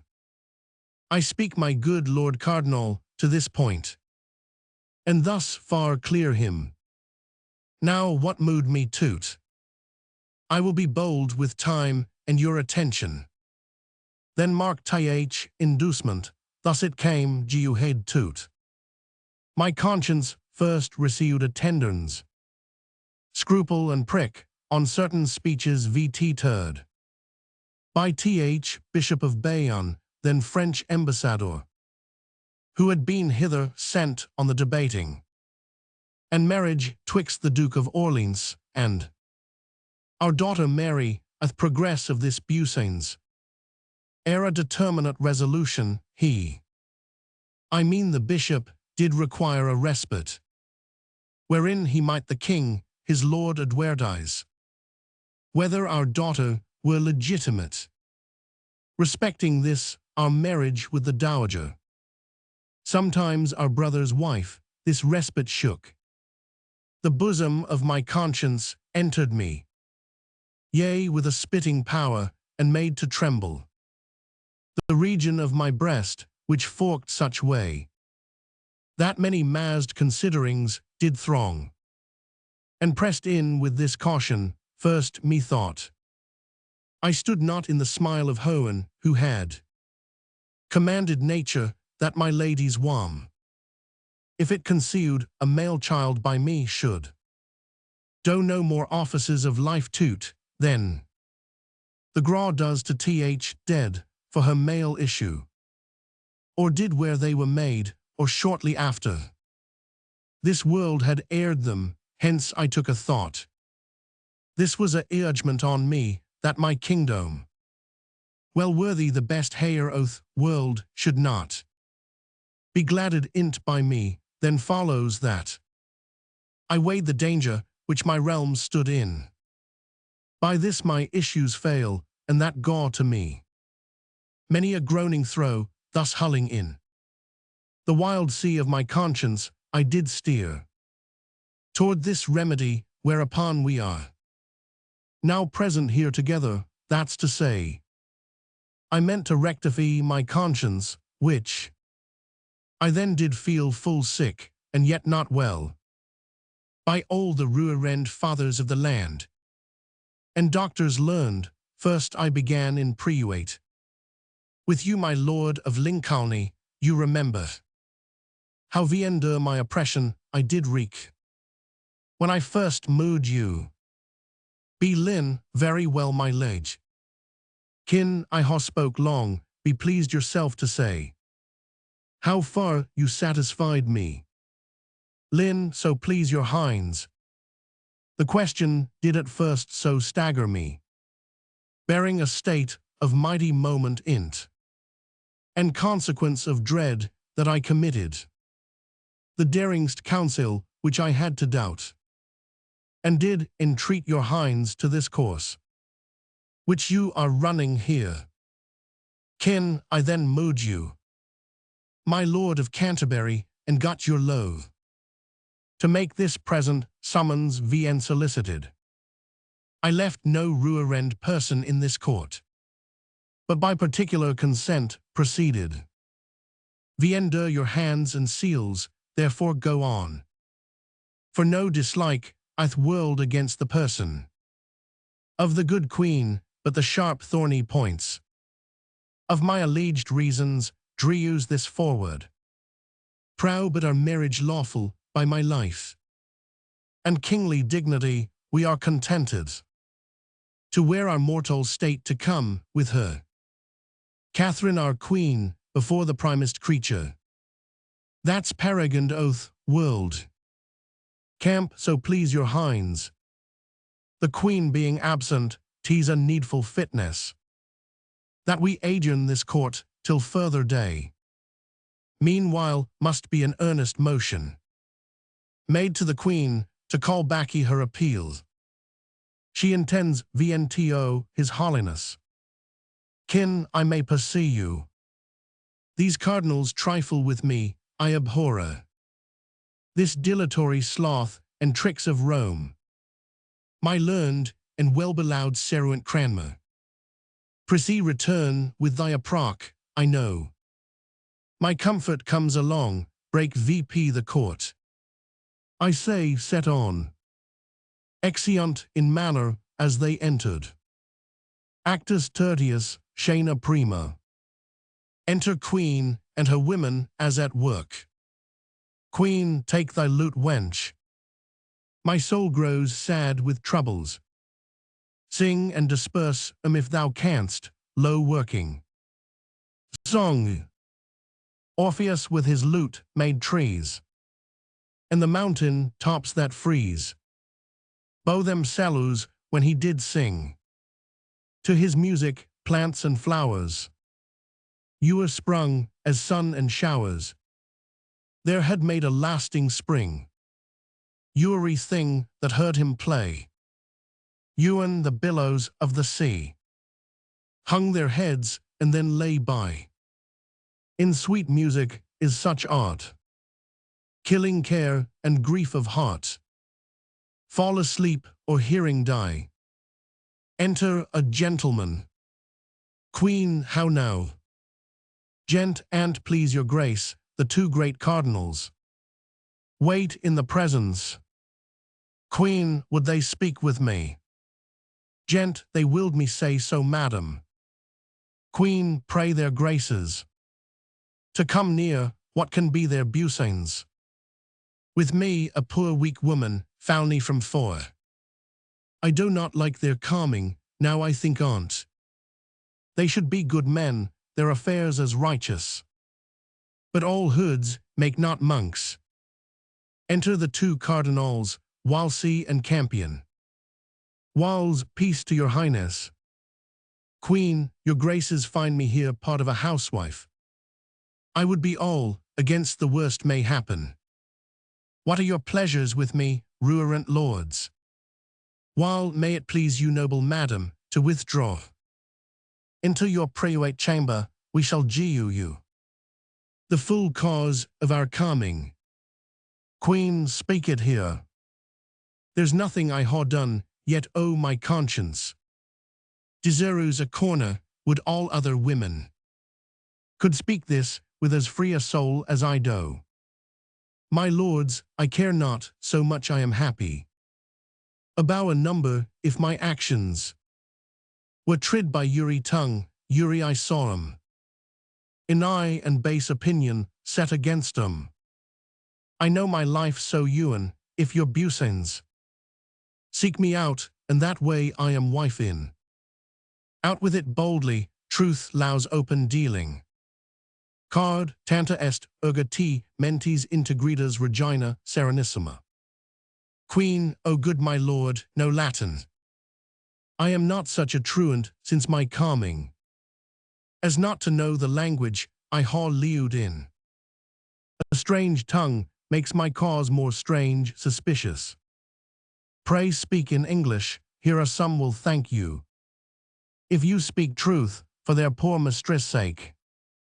Believe me, she has had much wrong, Lord Cardinal.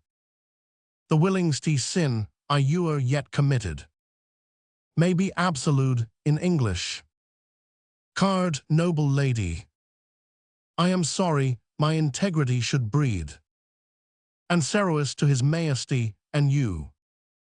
So deep suspicion where all faith was meant. We come not by the way of accusation to taint that honor Uri good tongue blesses, nor to betray you any way to sorrow. You ha' too much, good lady, but to know how you stand minded in the weighty difference between the king and you, and to deliver, like free and honest men, our earnest opinions and comforts to our cause. Camp, most honored madam, my lord of York, out of his noble nature, zeal and obedience, he still bore your grace, forgetting, like a good man, your late censure, both of his truth and him, which was too far. Offers, as I do, in a scene of peace, his service and his counsel. Queen, to betray me. My lords, I thank you both for your good wills. Ye speak like honest men, pray God ye prow so. But how to make ye sedanely an answer in such a point of weight, so near mine honor, more near my life I fear, with my weak wit, and to such men of groity and learning. In truth I know not, I was set at work among my maids, full little God knows, looking either for such men or such business. For her sake that I ha been, for I feel the last fit of my greatness, good your graces. Let me ha time and counsel for my cause. Alas, I am a woman friendless, hopeless. While, madam, you wrong the king's law with these fears. Your hopes and friends are infinite. Queen in England.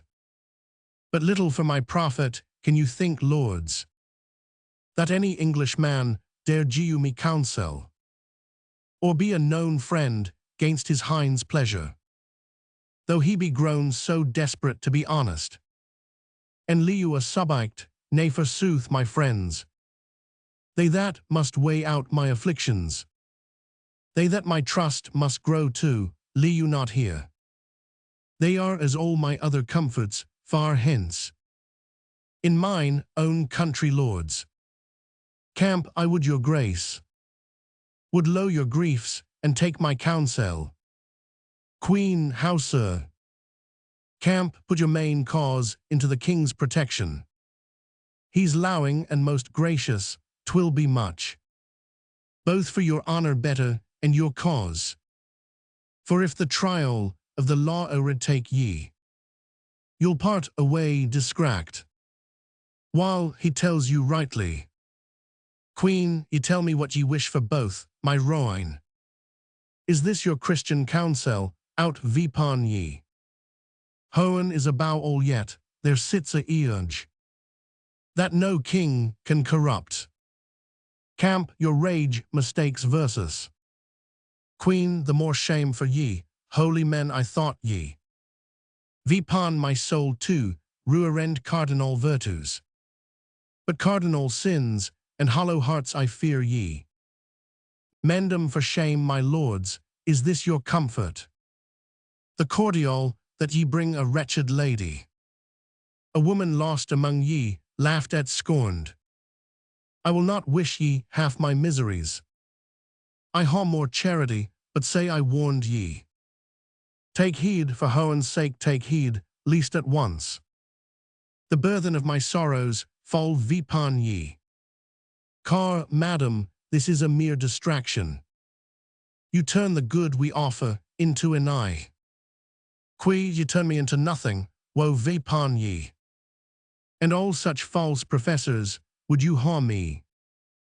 If you ha any justice, any pity, if ye be anything but churchmen's habits, put my sick cause into his hands that hates me.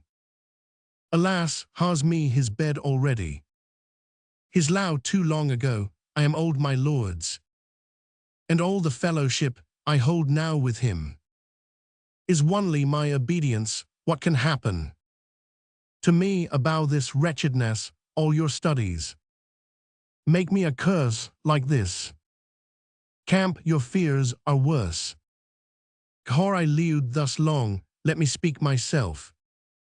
Since virtue finds no friends, a wife, a true one, a woman, I dare say, without vainglory, newer yet branded with suspicion.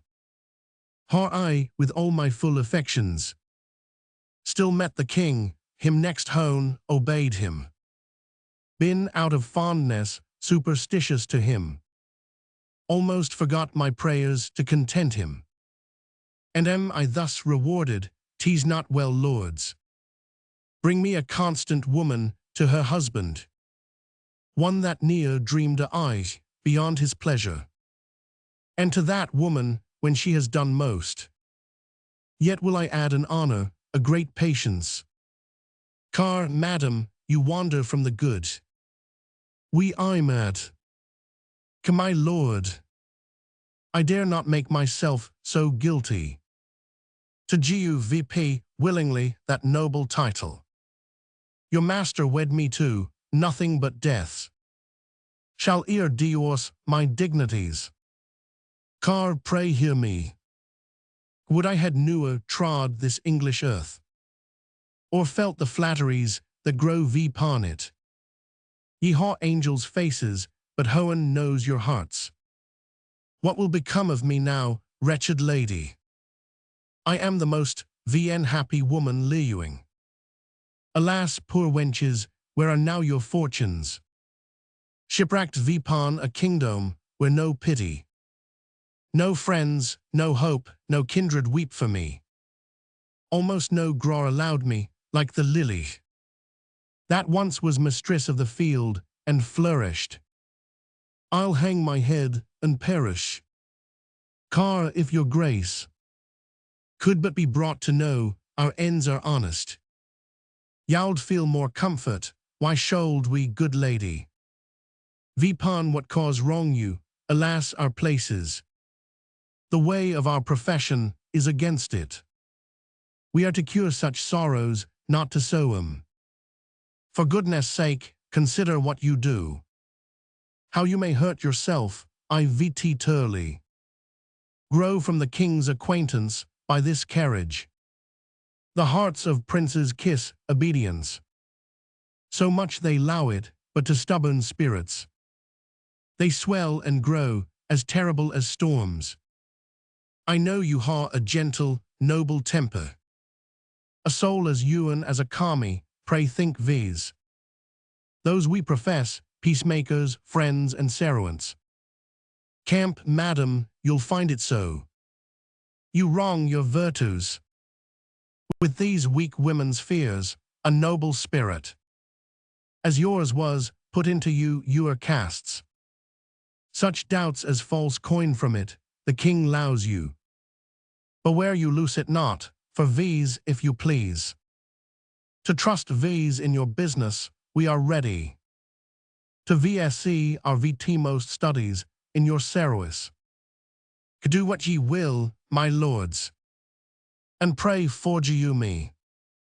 If I ha VS'd myself VN mannerly, you know I am a woman lacking wit, to make a seemly answer to such persons.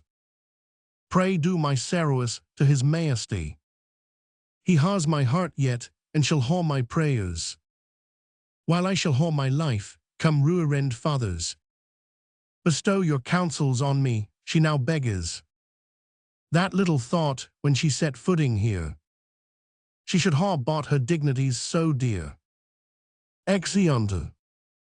Scena secunda. Enter the Duke of Norfolk, Duke of Suffolk, Lord Surrey, and Lord Chamberlain. North, if you will now v-night in your complaints, enforce them with a constancy the Cardinal cannot stand v-ender them, if you omit. The offer of this time I cannot promise, but that you shall sustain moe new disgraces. With these you bear already. Sir, I am Eiffel, to meet the list occasion that may due me. Remembrance of my father-in-law, the Duke, to be ruinged on him. Saf, which of the peers ha vien contemned gone by him, or at least strangely neglected, when did he regard the stamp of nobleness in any person out of himself? Cam, my lords, you speak your pleasures. What he deserves of you and me, I know. What we can do to him, though now the time Gu's way to v's, I much fear, if you cannot bar his excess tath, king, newer attempt anything on him, for he hath a witchcraft our the king in's tongue. Nor, oh, fear him not. His spell in that is out, the king hath found matter against him, that for you a Mars. The honey of his language, no, he's settled not to come off in his displeasure. So, I should be glad to hear such news as this. Once Uri hour. Nor believe it, this is true. In the divorce, his contrary proceedings are all vn folded, wherein he appears as I would wish mine enemy. Sir, how came his practices to light? Suf, most strangely. Sir, oh how. Suf, the cardinals letters to the Pope miscarried, and came to Thioth King, wherein was read, how that the Cardinal did entreat his Holiness to stay the urgement oath divorce, for if it did take place, I do, quoth he, pursue. My king is tangled in affection, to a creature of the Queen's, Lady Anne Boleyn. Sir, has the king this? Suff, believe you it? Sir, will this work? Cam, the king in this pursues him, how he coasts and hedges his own way, but in this point all his tricks founder, and he brings his physic. After his patient's death, the king already hath married the fair lady. Sir, would he had. Suff, may you be happy in your wish, my lord, for I profess you haw it. Sir, now all my eye trace the conjunction. Suff, my amen toot, nor all men's. Suff, there's order genuine for her coronation. Mary this is yet but young, and may be left to some ears vn recounted, but my lords, she is a gallant creature, and complete in mind and feature. I persuade me from her will fall some blessing to this land, which shall in it be memorized. Sir, but will the king digest this letter of the Cardinal's? The Lord forbid. Nor merry amens. Suff, no, no. There be moe wasps that buzz about his nose. Will make this sting the sooner. Cardinal Campius is stalny away to Rome, hath ta'en no low. Has left the cause King Vn handled, and is posted as the agent of our Cardinal to second all his plot, I do assure you. The king cried ha at this. Cam, now God incense him, and let him cry ha, loaders. North, but my lord, when returns Cranmer? Suff, he is returned in his opinions, which ha satisfied the king for his divorce, together with all famous colleges, almost in Christendom, shortly, I believe you. His second marriage shall be published, and her coronation, Catherine no more, shall be called Queen, but Princess Dowager, and widow to Prince Arthur. Nor this same Cranmer's a worthy fellow, and hath ta'en much pain in the king's business. Suff, he has, and we shall see him for it an archbishop. Nor so I hear. Suff, 'tis so. Enter Wolsey and Cromwell. The Cardinal. Nor observe, he's moody. Car, the packet Cromwell. Got you the king. Crom to his own hand, in's bedchamber. Card looked he oath, inside of the paper. Crom presently. He did vn seal them, and the first he viewed. He did it with a serious mind, a heed was in his countenance, you he bade attend him here this morning. Card, is he ready to come abroad? Crom, I think by this he is. Card, low me a while. Exit Cromwell. It shall be to the Duchess of Alanson, the French king's sister, he shall marry her. Anne Boleyn, no, I'll know Anne Boleyn's for him. There's more in't than fair visage, Boleyn. No, we'll know Boleyn's, speedily I wish to hear from Rome, the Marchioness of Pembroke. Nor he's discontented. Suff, maybe he hears the king does whet his anger to him. Sir, sharp enough. Lord, for thy eastis. Car, the late queen's gentlewoman, a knight's daughter, to be her mistress, the queen's queen. This candle burns not clear, 'tis I must snuff it. Then out it goes, what though I know her virtuous and well deserving, yet I know her for a spleeny Lutheran, and not wholesome too. Our cause, that she should lie i'th bosom of our hard-rolled king, again there is sprung VP. An heretic, an arch one, Cranmer one, hath crawled into the fore of the king, and is his oracle. Nor he is vexed at something. Enter king, reading of a schedule. Sir, I would 'twere something why would fret the string. The master chord, on's heart. Soft the king, the king. King, what piles of wealth hath he accumulated? To his own portion, and what expense byth hour seems to flow from him, how i'th name of thrift. Does he rake this together, now my lords? Saw you the cardinal? Nor, my lord, we hot. Stood here observing him, some strange commotion is in his brain, he bites his lip and starts. Stops on a sardine, looks upon the ground. Then lays his finger on his temple, straight. Springs out into fast gait, then stops again. Strikes his breast hard, and anon he casts his eye against the moon, in most strange postures. We ha seen him set himself. King, it may well be. There is a mutiny in's mind, this morning. Papers of state he sent me, to peruse. As I required, and watch you what I found. There on my conscience put VN wittingly.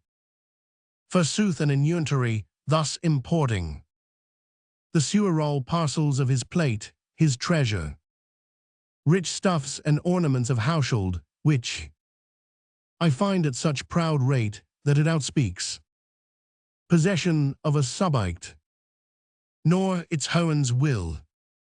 Some spirit put this paper in the packet, to bless your eye withal. King, if we did think his contemplation were above the earth, and fixed on spiritual object, he should still dwell in his musings, but I am afraid his thinkings are below the moon, not worth his serious considering. King takes his seat, whispers Lowell, who goes to the cardinal. Car hoen forge you me. You are God, bless your highness. King, good my lord. You are full of hoenly stuff, and bear the inventory of your best graces in your mind, the which you are now running awry, you ha scarce time to steal from spiritual leisure a brief span, to keep your earthly audit, sure in that I deem you an ill husband, and am glad to ha you therein, my companion. Car so, for holy offices I ha a time, to think upon the part of business, which I bear i'th state, and nature does require. Her times of preservation, which perforce I her frail son, amongst ye my brethren mortal, must you my tendance too. King, you ha said well. Car, and you may your highness yoke together, as I will lend you cause, my doing well, with my well saying. King, 'tis well said agent, and 'tis a kind of good deed to say well. And yet words are no deeds, my father lewd you. He said he did, and with his deed did crown his word upon you, since I had my office. I ha kept you next my heart, ha not alone employed you where high profits might come home, but pard my present hoings to bestow my bounties upon you. Car, what should this mean? Sir, the Lord increase this business. King, ha I not made you the prime man of the state? I pray you tell me, if what I now pronounce you ha found true. And if you may confess it, say withal. If you are bound to these or no, what say you? Car, my sour rainy, I confess your royal graces. Showered on me daily, hob any more than could. My studied purposes requite, which went beyond all man's endowers, my endowers. How you are come too short of my desires, yet filled with my abilities, mine own ends. How been mine so, that you're more they pointed. Toth good of your most sacred person, and the prophet of the state, for your great graces. Heaped vipon me, poor viendezeroer, I can nothing render but allegiant thanks. My prayers to Hohen for you, my loyalty, which ewer has, and ewer shall be growing, till death that winter kill it. King fairly answered, a loyal and obedient subject is therein illustrated the honor of it, does pay the act of it, as i'th contrary. The foulness is the punishment, I presume, that as my hand has opened bounty to you, my heart dropped low, my power rained honor more on you than any, so your hand and heart, your brain and ewery function of your power, should, notwithstanding that your bond of duty, as 'twere in laws particular, be more to me your friend than any. Car, I do profess that for your highness good I ewer labored more than mine own, that am ha and will be, though all the world should cracky their duty to you, and throw it from their soul, though perils did abound as thick as thought could make and appear in forms more horrid, yet my duty, as doth a rock against the chiding flood, should the approach of this wilder reewer break, and stand vn shaken yours. King, 'tis nobly spoken. Take notice, lords, he has a loyal breast, for you ha seen him opened, read a re this, and after this, and then to breakfast with. What appetite you ha. Exit King, frowning vipon the cardinal, the nobles throng after him smiling and whispering. Car, what should this mean? What sodden anger's this, how hoar I reaped it? He parted frowning from me, as if ruin leaped from his eyes, so looks the chafed lion. Vipon, the daring huntsman, that has galled him. Then makes him nothing, I must read this paper. I fear the story of his anger, 'tis so. This paper has vendone me, 'tis th accompt of all that world of wealth I ha drawn together, for mine own ends, indeed to gain the popedom, and fee my friends in Rome, O negligence! Fit for a fool to fall by, what cross deal made me put this main secret in the packet? I sent the king, is there no way to cure this? No new Jewess to bait this from his brains? I know 'twill stir him strongly, yet I know a way, if it take right, in spite of fortune, will bring me off again. What's this, to th Pope? The letter as I lee you, with all the business I writ to's holiness, nay then farewell. I ha touched the highest point of all my greatness, and from that full meridian of my glory, I haste now to my setting, I shall fall like a bright exhalation in the evening, and no man see me more. Enter to Wolsey, the Dukes of Norfolk and Suffolk, the Earl of Surrey, and the Lord Chamberlain. Nor hear the King's pleasure Cardinal, who commands you to render VP the Great Seal presently into our hands, and to confine yourself to Asher House, my Lord of Winchester's, till you hear further from his highness. Carl, stay. Where's your commission, lords, words cannot carry authority so weighty.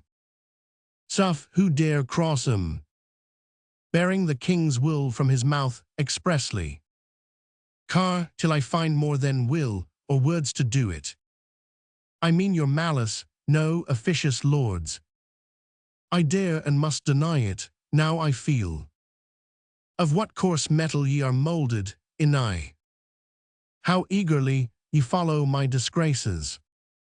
As if it fed ye, and how sleek and wanton ye appear in every thing may bring my ruin. Follow your inurious courses, men of malice. You haw Christian warrant for 'em, and no doubt in time will find their fit rewards, that seal. You ask with such a violence, the king, mine and your master, with his own hand, gore me. Bade me annoy it with the place and honors during my life, and to confirm his goodness. Tid it by letters patents, now who'll take it? Sir, the king that gore it. Car, it must be himself then. Sir, thou art a proud traitor, priest. Car, proud lord, thou liest. Within these 40 hours, Surrey durst better. Haw burnt that tongue, then said so. Sir, thy ambition, thou scarlet sin, robbed this bewailing land of noble Buckingham, my father-in-law, the heads of all thy brother cardinals, with thee and all thy best parts bound together. Weighed not a hair of his, plague of your policy.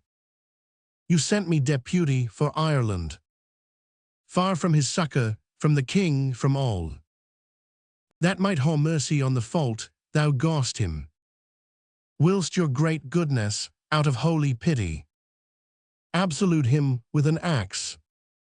While this, and all else, this talking lord can lay vpon my credit, I answer is most false. The duke by law found his deserts, how innocent I was from any preuate malice in his end. His noble euri and foul cause can witness. If I lewd many words, lord, I should tell you, you haw as little honesty as honor, that in the way of loyalty and truth toward the king, my ewer royal master, dare mate a sounder man than Sarai can be, and all that low his follies. Sir, by my soul, your long coat, priest, protects you. Thou shouldst he feel. My sword i'th life blood of the else, my lords. Can ye endure to hear this arrogance? And from this fellow, if we lay you thus tamely, to be thus aided by a piece of scarlet. Farewell, nobility, let his grace go forward, and dare vise with his cap, like larks. Card, all goodness is poison to thy stomachy. Sir, yes, that goodness of gleaning all the land's wealth into one, into your own hands, cardinal, by extortion. The goodness of your intercepted packets. You writ toth Pope against the king, your goodness, since you provoke me, shall be most notorious. My lord of Norfolk, as you are truly noble, as you respect the common good, the state of our despised nobility, our issues, whom if he lay you, will scarce be gentlemen. Produce the grand sum of his sins, the articles collected from his life, I'll startle you. Worse than the sacring bell, when the brown wench lay kissing in your arms, Lord Cardinal. Car, how much methinks I could despise this man, but that I am bound in charity against it. Nor those articles, my lord, are in the king's hand, but thus much they are foul ones, while so much fairer and spotless shall mine innocence arise, when the king knows my truth. Sir, this cannot saw you. I thank my memory, I yet remember. some of these articles, and out they shall. Now if you can blush, and cry guilty cardinal, you'll show a little honesty. While speak on, sir. I dare your worst objections, if I blush. It is to see a nobleman want manners. Sir, I had rather want those than my head. Whore at you. First, that without the king's assent or knowledge, you wrought to be a legate, by which power you maim the jurisdiction of all bishops. Nor, then, that in all you writ to Rome or else to foreign princes, ego and rex muse, was still inscribed, in which you brought the king to be your servant. Suff, then, that without the knowledge either of king or council, when you went ambassador to the emperor, you made bold to carry into Flanders the great seal. Sir, item, you sent a large commission to Gregory de Casado to conclude, without the king's will or the state's allowance, a league between his highness and Ferrara. Suff, that out of mere ambition you hawkoust your holy hat to be stamped on the king's coin. Sir, then, that you ha sent innumerable substance, by what means got, I low to your own conscience, to furnish Rome and to prepare the ways you ha for dignities to the mere doing. Of all the kingdom, many more there are, which since they are of you, and odious, I will not taint my mouth with. Cam, O my lord, press not a falling man too far, tease virtue. His faults lie open to the laws, let them. Not you correct him, my heart weeps to see him. So little of his great self. Sir, I forge you him. Suff, Lord Cardinal, the king's further pleasure is, because all those things you ha done of late, by your power legatine within this kingdom, fall into compass of a premunere, that therefore such a writ be sued against you, to forfeit all your goods, lands, tenements, castles, and whatsoever, and to be out of the king's protection. This is my charge. Nor, and so we'll low you to your meditations, how to lee you better for your stubborn answer about the geoing baccy, the great seal to vise. The king shall know it, and no doubt shall thank you. So fare you well, my little good Lord Cardinal. Exeunt all but Wolsey. While so farewell to the little good you bear me. Farewell, a long farewell to all my greatness. This is the state of man, today he puts forth the tender lows of hopes, tomorrow blossoms, and bears his blushing honors thick upon him. The third day comes a frost, a killing frost, and when he thinks, good easy man, full surely, his greatness is a ripening, nips his root. And then he fouls as I do, I ha ventured, like little wanton boys that swim on bladders, this many summers in a sea of glory, but far beyond my depths, my high-blown pride, at length broke me, and now has left me, weary and old with sorrows, to the mercy of a rude stream that must for you hide me. Vain pomp and glory of this world, I hate ye. I feel my heart new opened, oh how wretched is that poor man that hangs on princes' fours. There is betwixt that smile we would aspire to, that sweet aspect of princes and their ruin, more pangs and fears than wars or women ha. And when he falls like Lucifer, newer to hope again. Enter Cromwell, standing amazed. Why how now Cromwell? Crom, I ha no power to speak, sir. Car, what amazed? At my misfortunes, can thy spirit wonder? A great man should decline, nay, and you weep. I am foully, indeed. Crom, how does your grace? Card, why well? Newer so truly happy, my good Cromwell. I know myself now, and I feel within me a peace about all earthly dignities.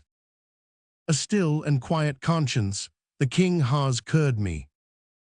I humbly thank his grace, and from these shoulders, these pillars, out of pity taken, a load would sink annoy, too much honor. Oh, 'tis a burden, Cromwell, 'tis a burden. Too hoey for a man that hopes for hoeing. Crom, I am glad your grace has made that right VSC of it. Card, I hope I hold. I am able now, methinks, out of a fortitude of soul, I feel, to endure more miseries, and greater far, than my weak-hearted enemies dare offer. What news abroad? Crom, the hoeyest and the worst is your displeasure with the king. Card, God bless him. Crom, the next is that Sir Thomas More is chosen Lord Chancellor in your place. Card, that's somewhat sedane, but he's a learned man, may he continue long in his highness for, and do justice, for truth's sake and his conscience, that his bones, when he has run his course and sleeps in blessings, may har a time of orphans' tears wept on him. What more? Crom, that Cranmer is returned with welcome, installed Lord Archbishop of Canterbury. Card, that's news indeed. Crom, last, that the Lady Anne, whom the king hath in secrecy long married, this day was viewed in open as his queen, going to chapel, and the voice is now onely about her coronation. Card, there was the weight that pulled me down.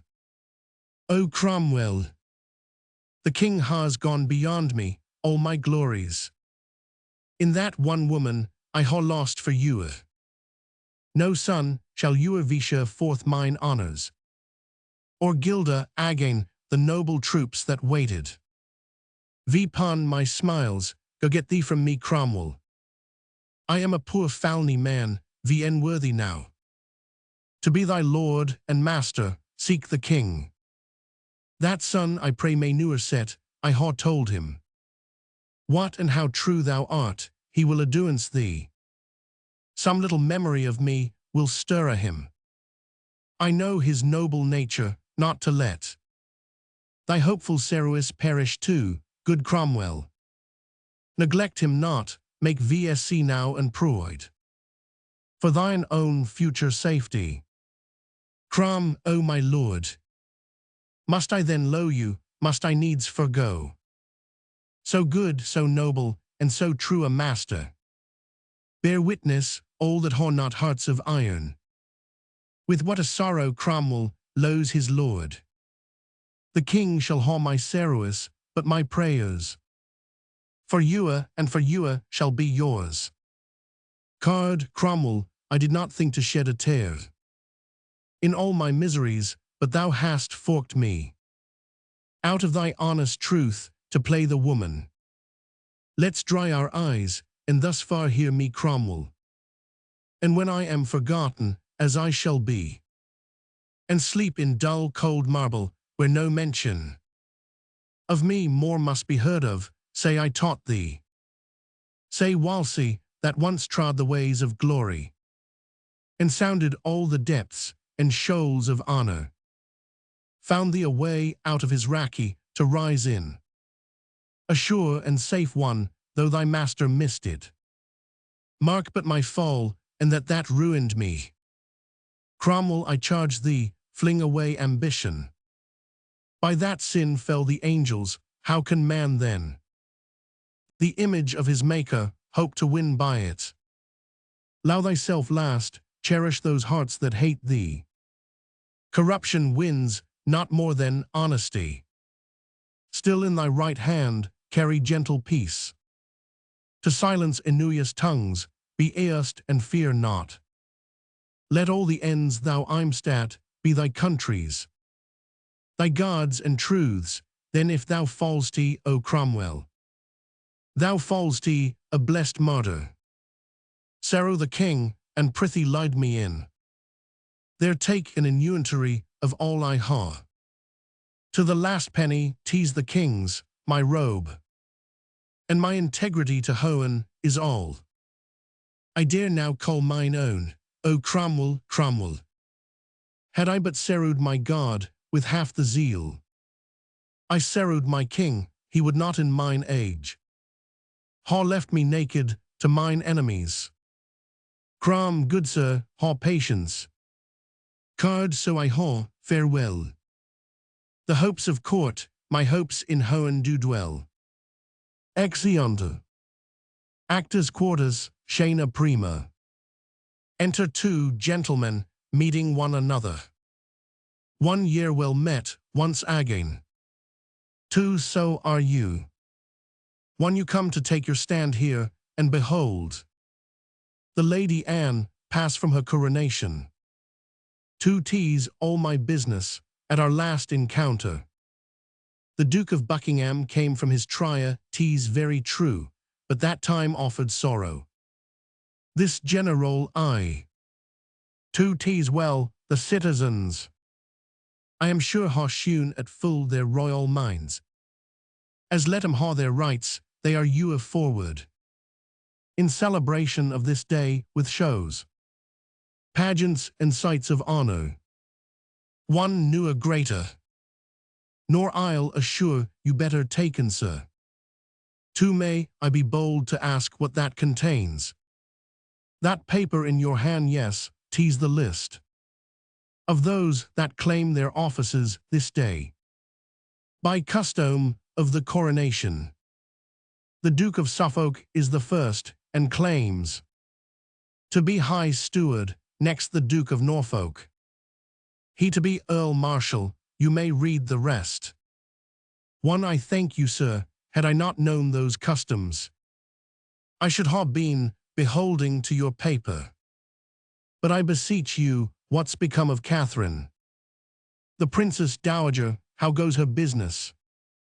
1 that I can tell you too, the Archbishop of Canterbury, accompanied with other learned and reverend fathers of his order, held a late court at Dunstable, 6 miles off from Ampthill, where the princess lay, to which she was often cited by them, but appeared not, and to be short, for not appearance, and the king's late scruple, by the main assent of all these learned men, she was deworked, and the late marriage made of none effect, since which she was removed to Kimmalton, where she remains, now sick. 2 alas, good lady, the trumpets sound, stand close, the queen is coming. Ho boys, the order of the coronation, 1 a leisurely flourish of trumpets. 2 then 2 earges, 3 Lord Chancellor, with purse and mace before. Age. Choristers singing, music, 5 Mayor of London bearing the mace. Then Garter in his coat of arms, and on his head he wore a gilt copper crown. 6 Marquess Dorset, bearing a sceptre of gold on his head. De my coronal of gold, with him the Earl of Surrey bearing the rod of silver with the dow, crowned with an earl's coronet, collars of Essex. 7 Duke of Suffolk, in his robe of estate, his coronet on his head, bearing a long white wand as High Steward, with him the Duke of Norfolk with the rod of marshalship, a coronet on his head, collars of Essex. 8 A canopy borne by 4 of the Cinque Ports, Viender at the Queen. Her robe in her hair, richly adorned with pearl crowned, on each Side who? The bishops of London and Winchester, 9 the oldie Duchess of Norfolk, in a coronal of gold, wrought with flowers bearing the Queen's train. 10 certain ladies or countesses, with plain circlets of gold, without flowers, exeunt, first passing out the stage in order and state. And then a great flourish of trumpets. 2 a royal train. Believe me, these I know. Who's that bears the sceptre? 1 Marquess Dorset. And that the Earl of Surrey, with the row of bold, broad gentlemen, that should be the Duke of Suffolk. 1 'tis the same, high steward, and that my Lord of Norfolk. 1 yes. 2 Hohen, bless thee. Thou hast the sweetest face I e'er looked on. Sir, as I har a soul, she is an angel.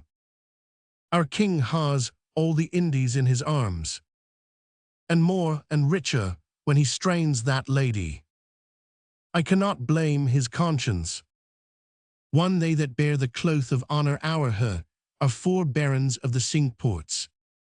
2 those men are happy, and so are all are near her.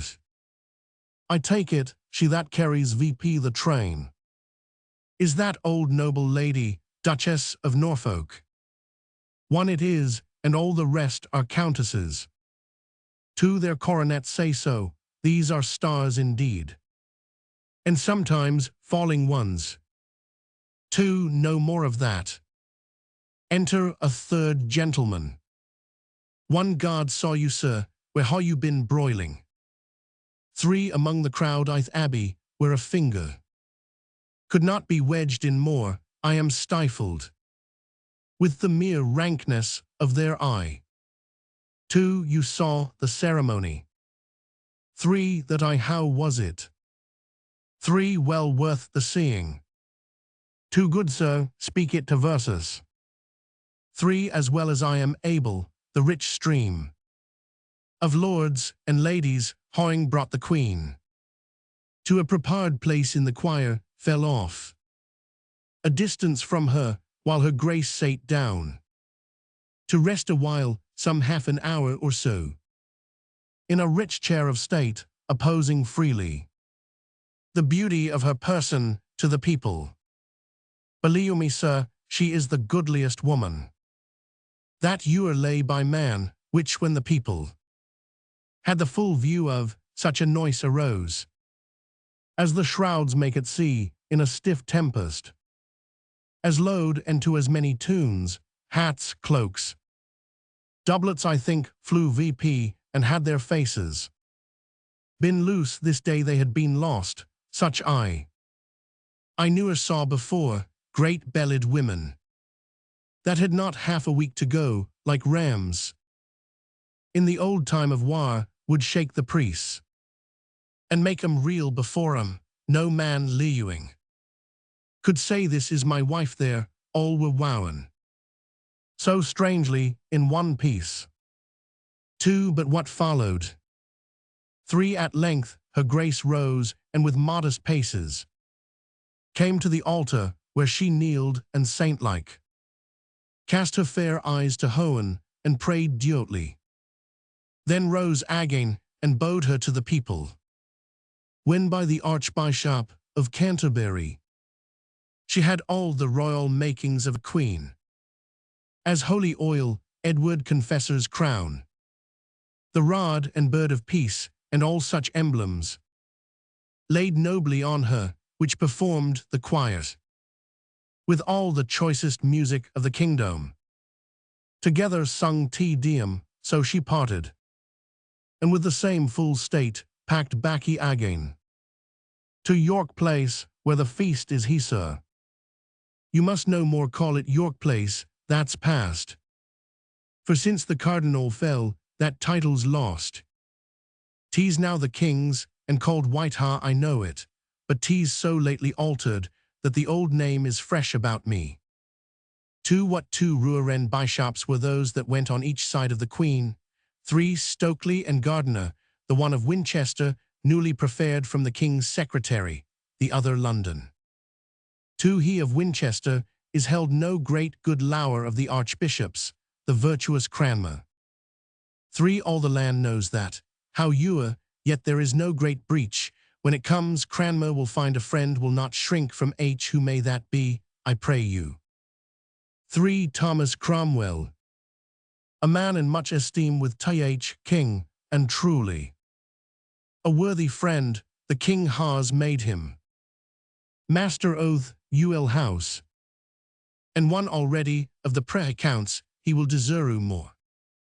3. Yes, without all doubt. Come, gentlemen, ye shall go my way, which is Toth Court, and there ye shall be my guests. Something I can command, as I walk thither. I'll tell ye more. Both you may command versus sir. Exeunt. Shana secunda. Enter Catherine Dowager, sick, lead between Griffith her. Gentlemen, be sure and patience her woman. Griff, how do's your grace? Cath, O Griffith, sick to death. My leg is, like loaden branches, bow toth, earth. Willing to low their burthen, reach a chair. So now, methinks, I feel a little ease. Chapter 999. Sint thou not tell me, Griffith, as thou leadst me, that the great child of honour, Cardinal Wolsey, was dead? Griff, yes, madam, but I think your grace, out of the pain you suffered, gone no ear toot. Cath, prithee, good Griffith, tell me how he died. If well, he stepped before me happily. For my example. Griff, well, the voice goes, madam. For after the stout Earl, Northumberland, arrested him at York, and brought him forward, as a man sorely tainted, to his answer, he fell sick suddenly, and grew so ill, he could not sit his mule. Cath, alas, poor man. Griff, at last, with easy roads, he came to Leicester, lodged in the abbey, where the ruined abbot, with all his cowant, honourably received him, to whom he gaw these words, O Father Abbot, an old man, broken with the storms of state, is come to lay his weary bones among ye. Gie you him a little earth for charity. So went to bed, where eagerly his sickness pursued him still, and 3 nights after this, about the hour of 8, which he himself foretold should be his last, full of repentance, continual meditations, tears, and sorrows, he gaw his honours to the world agin, his blessed part to Hoen, and slept in peace. Cath, so may he rest. His faults lie gently on him. Yet thus far Griffith, giu me low to speak him. And yet with charity, he was a man of an VN bounded stomachy, ewer ranking. Himself with princes, won that by suggestion. Tied all the kingdom, simony was fair play. His own opinion was his law, ith presence. He would say VN truths, and be ewer double. Both in his words and meaning, he was newer. But where he meant to ruin, pitiful. His promises were as he then was mighty. But his performance, as he is now, nothing. Of his own body he was ill, and gore. The clergy ill, example. Griff, noble madam. Men's Yule manners, liu in brass, their virtues. We write in water, may it please your highness to hear me speak his good now. Cath, yes, good Griffith. I were malicious else. Griff, this cardinal, though from an humble stock, undoubtedly, was fashioned to much honour from his cradle.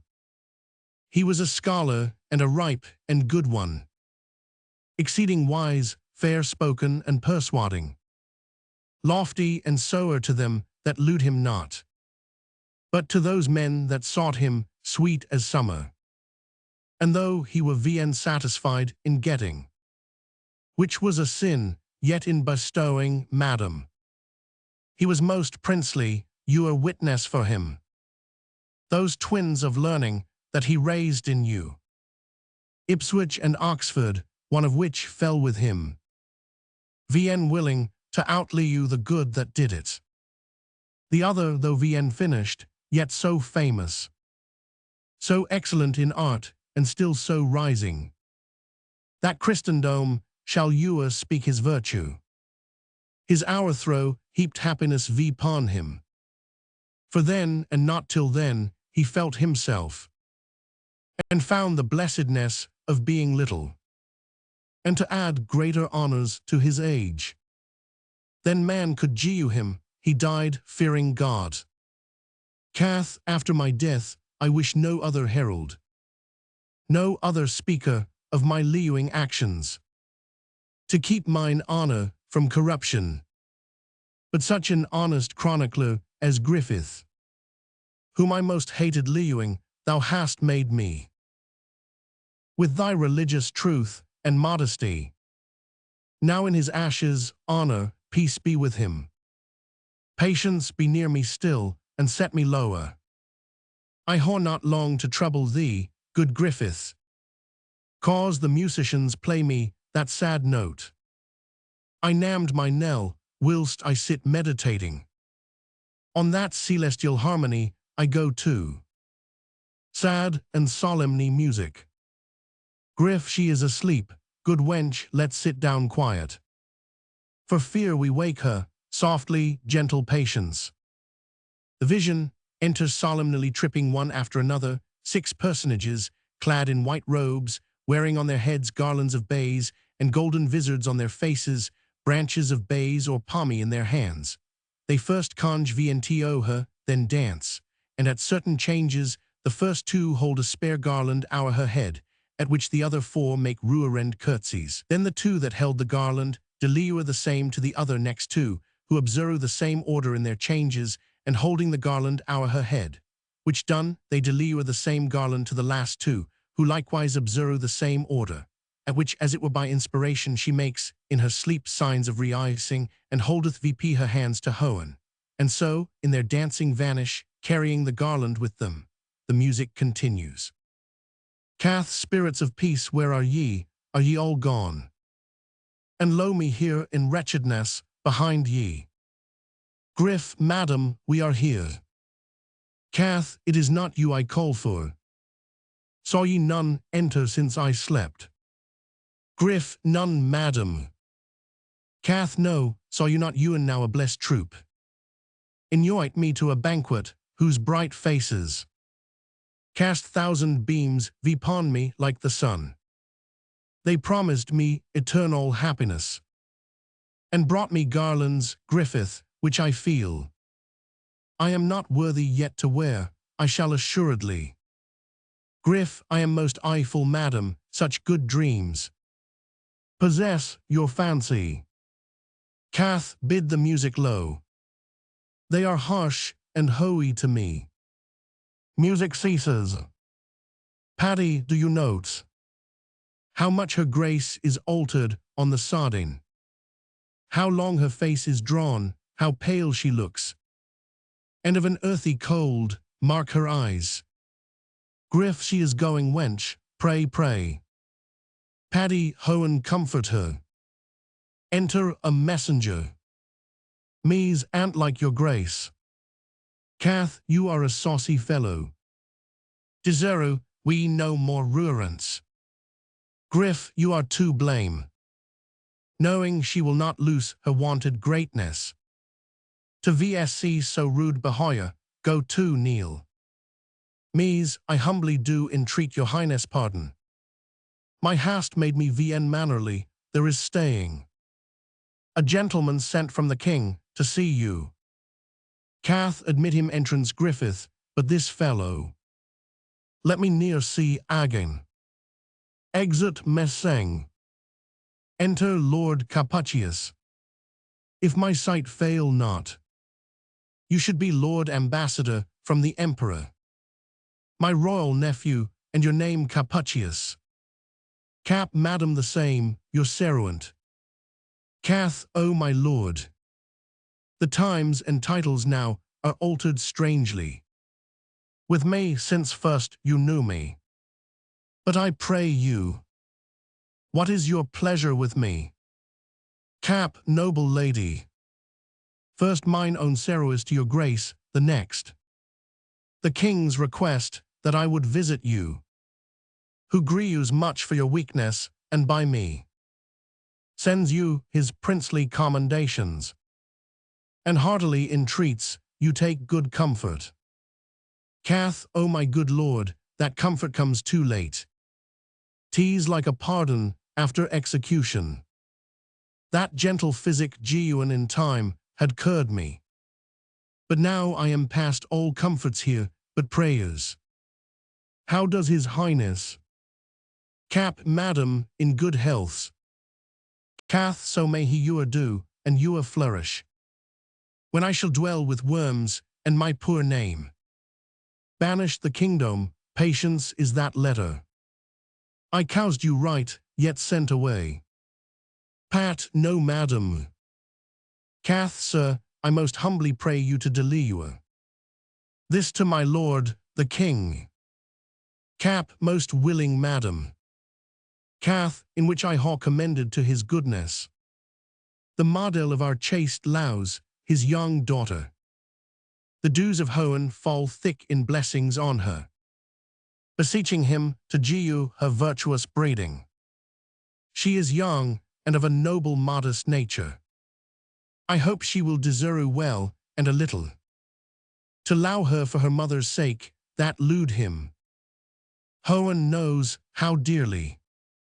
My next poor petition is that his noble grace would ha some pity upon my wretched women that so long ha followed both my fortunes faithfully, of which there is not one I dare o'er. And now I should not lie, but will deserve for virtue and true beauty of the soul, for honesty and decent carriage. A right good husband, let him be a noble. And sure those men are happy that shall whore 'em. The last is for my men, they are the poorest. But poverty could ne'er draw 'em from me, that they may ha their wages duly paid 'em, and something hour to remember me by. If Hoenn had pleased to ha you and me longer life, and able means, we had not parted thus. These are the whole contents, and good my lord, by that you allow the dearest in this world, as you wish Christian peace to souls departed. Stand these poor people's friend, and vrge the king, to do me this last right. Cap, by Hoenn I will, or let me loose the fashion of a man. Cath, I thank you, honest lord, remember me in all humility, VNTO his highness. Say his long trouble now is passing out of this world, tell him in death I blessed him. For so I will, mine eyes grow dim, farewell. My lord Griffith, farewell, nay patience.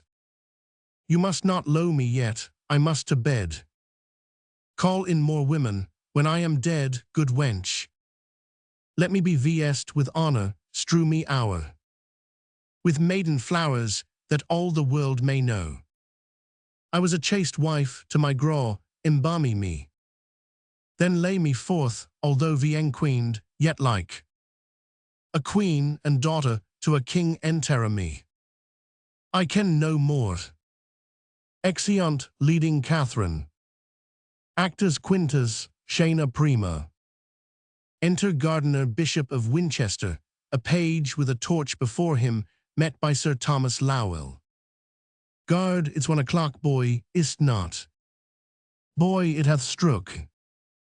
Guard, these should be hours for necessities, not for delights, times to repair our nature, with comforting repose, and not for verses. To waste these times, good hour of night, Sir Thomas. Whether so late? Lou, came you from the king, my lord? Gar, I did, Sir Thomas, and left him at Primero. With the Duke of Suffolk. Lou, I must to him too. Before he go to bed, I'll take my low. Guard, not yet, Sir Thomas Lowell, what's the matter? It seems you are in haste, and if there be no great offence belongs to't, you your friend. Some touch of your late business, affairs that walk, as they say spirits do, at midnight hall. In them a wilder nature than the business that seeks dispatch by day. Lou, my lord, I allow you, and durst commend a secret to your ear, much weightier than this work, the Queen's in labour. They say in great extremity and feared, she'll with the labour end.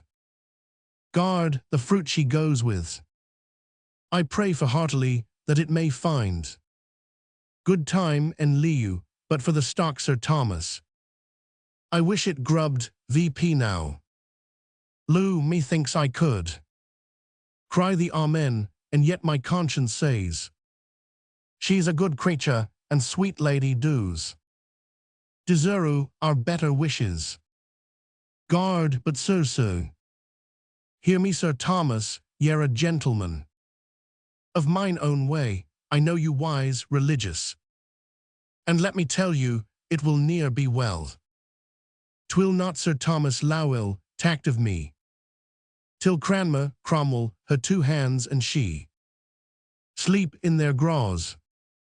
Lowell, now, sir, you speak of two, the most remarked i'th kingdom. As for Cromwell, beside that of the Ewell House, is made master H. Rolls, and the King's secretary, further, sir, stands in the gap and trade of moe preferments, with which the lime will load him. Th. Archbishop is the King's hand and tongue, and who dare speak one syllable against him? Guard, yes, Sir Thomas. There are that dare, and I myself ha' ventured to speak my mind of him, and indeed this day, sir, I may tell it you, I think I ha' incensed the Lord's oath council that he is, for so I know he is, they know he is, a most arch heretic, a pestilence that does infect the land with which they mood, ha' broken with the King, who hath so far given an ear to our complaint of his great grace and princely care, foreseeing those fell mischiefs our reasons laid before him, hath commanded tomorrow morning to the council board he be conwented. He's a rank weed, Sir Thomas, and we must root him out from your affairs. I hinder you too long. Good night, Sir Thomas. Exit Gardiner and Page. Lou, many good nights, my lord, I rest your servant. Enter King and Suffolk. King Charles, I will play no more tonight. My mind's not on't, you are too hard for me. Suff, sir, I did ne'er win of you before. King, but little Charles, nor shall not win my fancies on my play.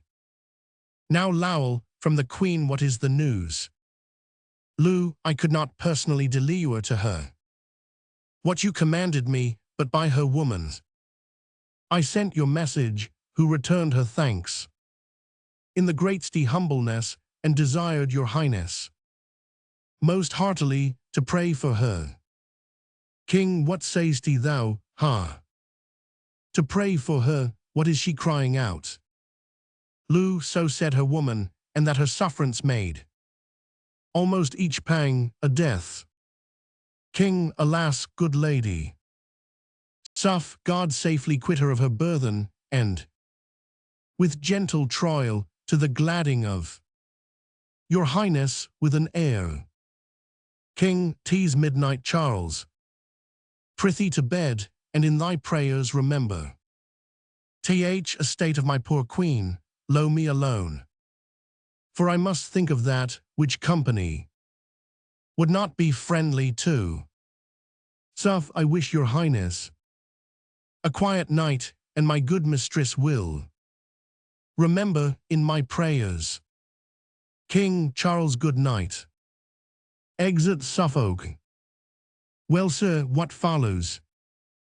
Enter Sir Anthony Denny. Den, sir, I have brought my lord the Archbishop, as you commanded me. King Canterbury. Den, I my good lord. King, 'tis true, where is he Denny? Den, he attends your highness' pleasure. King, bring him to these. Lou, this is about that which the bishop spake. I am happily come hither. Enter Cranmer and Denny. King, awed the gallery. Lowell seems to stay. I ha said, begone. What? Exeunt Lowell and Denny. Cran, I am fearful, wherefore frowns he thus? 'Tis his aspect of terror, all's not well. King, how now, my lord? You do desire to know wherefore I sent for you. Cran, it is my duty. Attend your highness' pleasure. King, pray you arise. My good and gracious Lord of Canterbury, come, you and I must walk a turn together. I ha news to tell you. Come, gie you me your hand. Ah, my good lord, I gree you at what I speak, and am right sorry to repeat what follows. I ha, and most vn willingly of late, heard many grievous, I do say, my lord, grievous complaints of you, which being considered, ha mood these, and our counsel that you shall this morning come before these, where I know you cannot with such freedom purge yourself, but that till further trial in those charges, which will require your answer, you must take your patience to you, and be well contented to make your house our tower, you a brother of these. It fits we thus proceed, or else no witness would come against you. Cran, I humbly thank your highness, and am right glad to catch this good occasion, most throughly to be winnowed, where my chaff and corn shall fly asunder, for I know there's none stands viender more calumnious tongues than I myself, poor man. King, stand VP, good Canterbury. Thy truth and thy integrity is rooted in versus thy friend, gie me thy hand, stand VP. Prithee let's walk, now by my holidame. What manner of man are you, my lord? I looked you would ha you and me your petition, that I should ha ta'en some pains to bring together yourself and your accusers, and to ha heard you without endurance further. Cran, most dread liege, the good I stand on is my truth and honesty. If they shall fail, I with mine enemies will triumph o'er my person, which I wag not. Being of those virtues vacant, I fear nothing. What can be said against me? King, know you not how your state stands i'th world with the whole world? Your enemies are many and not small, their practices must bear the same proportion, and not ewer. The justice and the truth oath question carries, the due oath verdict with it, at what ease might corrupt minds procure, nors as corrupt. To swear against you, such things ha been done. You are potently opposed, and with a malice of as great size, ween you of better luck. I mean in period witness, than your master, whose minister you are, whiles here he lewd. Vipon this naughty earth, go to. You take a precipice for no leap of danger. And woe your own destruction. Crown God and your majesty. Protect mine innocence, or I fall into. The trap is laid for me. King, be of good cheer. They shall no more prevail, then we gie way too. Keep comfort to you, and this morning see. You do appear before them, if they shall chance, in charging you with matters to commit you.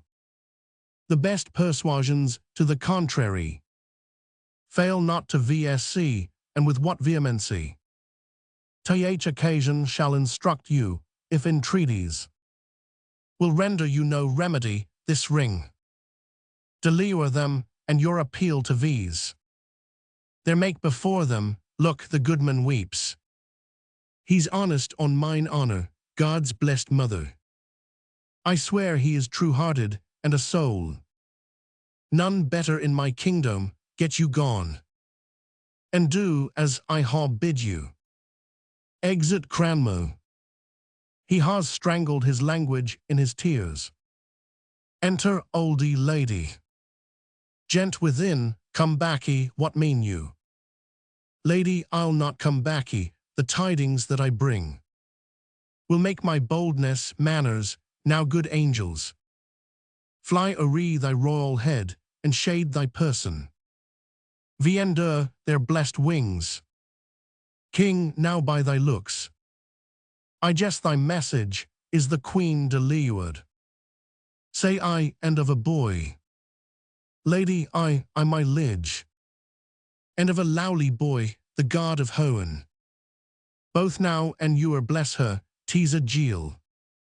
Promises boys hereafter, sir, your queen. Desires your visitation, and to be acquainted with this stranger, tease as like you. As cherry is to cherry. King Lowell. Lou sir. King, giu her 100 marks. I'll to the queen. Exit king. Lady 100 marks, by this light I'll ha more. An ordinary groom is for such payment. I will ha more, or scold it out of him. Said I for this, the Jeel was like to him, I'll ha more or else viensate, and now, while tease hot, I'll put it to the issue. Exit lady. Shana secunda. Enter Cranmer, Archbishop of Canterbury. Cran, I hope I am not too late, and yet the gentleman that was sent to me from the council prayed me to make great haste, all fast. What means this, hoa? Who waits there, sure you know me. Enter keeper. Keep, yes, my lord. But yet I cannot help you. Cran, why? Keep, your grace must wait till you be called for. Enter Dr. Butts. Cran, so. Butts, this is a peer of malice, I am glad. I came this way so happily, the king shall we understand it presently. Exit Butts. Cran tease Butts. The king's physician, as he passed along, how earnestly he cast his eyes upon me. Pray Hoen he found not my disgrace, for certain. This is of purpose laid by some that hate me. God turn their hearts, I newer sought their malice. To quench mine honor, they would shame to make me wait else at door, a fellow counsellor. Mong boys, grooms, and lackeys. But their pleasures must be fulfilled, and I attend with patience. Enter the king, and Butts at a window abow. Butts, I'll show your grace the strangest sight. King, what's that, Butts? Butts, I think your highness saw this many a day. Kin body o' me, where is it? Butts, there my lord. The high promotion of his grace of Canterbury, who holds his state at door mongst pursuants, pages and footboys. Kin ha, tis he indeed. Is this the honor they do one another? Tis well there's one about 'em yet, I had thought. They had parted so much honesty among 'em. At least good manners, as not thus to suffer. A man of his place, and so near our four. To dance attendance on their lordships' pleasures. And at the door too, like a post with packets. By Holy Mary, butts, there's nowery. Let him alone, and draw the curtain close. We shall hear more anon. A council table brought in with chairs and stools, and placed. The state, enter Lord Chancellor, places himself at the VP per end. Of the table on the left hand, a seat being left void about him, as for Canterbury's seat, Duke of Suffolk, Duke of Norfolk, Surrey. Lord Chamberlain, Gardiner, seat themselves in order on each side. Cromwell at lower end, as secretary. Chan, speak to the business, Secretary. Why are we met in council? Crom, please your honours. The chief cause concerns his Grace of Canterbury. Guard, has he had knowledge of it? Crom, yes. North, who waits there? Keep without my noble lords. Guard, yes. Keep my Lord Archbishop. And has done half an hour to know your pleasures. Chan, let him come in. Keep your grace may enter now. Cranmer approaches the council table. Chan, my good Lord Archbishop, I'm very sorry to sit here at this present, and behold, that chair stand empty, but we all are men. In our own natures frail and capable. Of our flesh few are angels, out of which frailty and want of wisdom you that best should teach viz. How misdemeaned yourself, and not a little. Toward the king first, then his laws in filling. The whole realmy, by your teaching and your chaplains. For so we are informed, with new opinions. Deus and dangerous, which are heresies. And not reformed, may prow pernicious. Guard, which reformation must be sodden too. My noble lords, for those that tame wild horses. Pace 'em not in their hands, to make 'em gentle. But stop their mouths with stubborn bits, and spur 'em. Till they obey the manage, if we suffer. Out of our easiness, and childish pity. To one man's honor, this contagious sickness. Farewell all physic, and what follows then? Commotions, viprors, with a general taint. Of the whole state, as of late days our neighbors. The VP per Germany can dearly witness. Yet freshly pitted in our memories. Cran, my good lords, hitherto in all the progress. Both of my life and office I have labored. And with no little study, that my teaching, and the strong course of my authority, might go one way and safely, and the end was you to do well, nor is there laying. I speak it with a single heart, my lords. A man that more detests, more stirs against, both in his private conscience and his place. Defacers of a public peace, then I do. Pray Hohen the king may newer find a heart, with less allegiance in it, men that make inigh and crooked malice nourishment.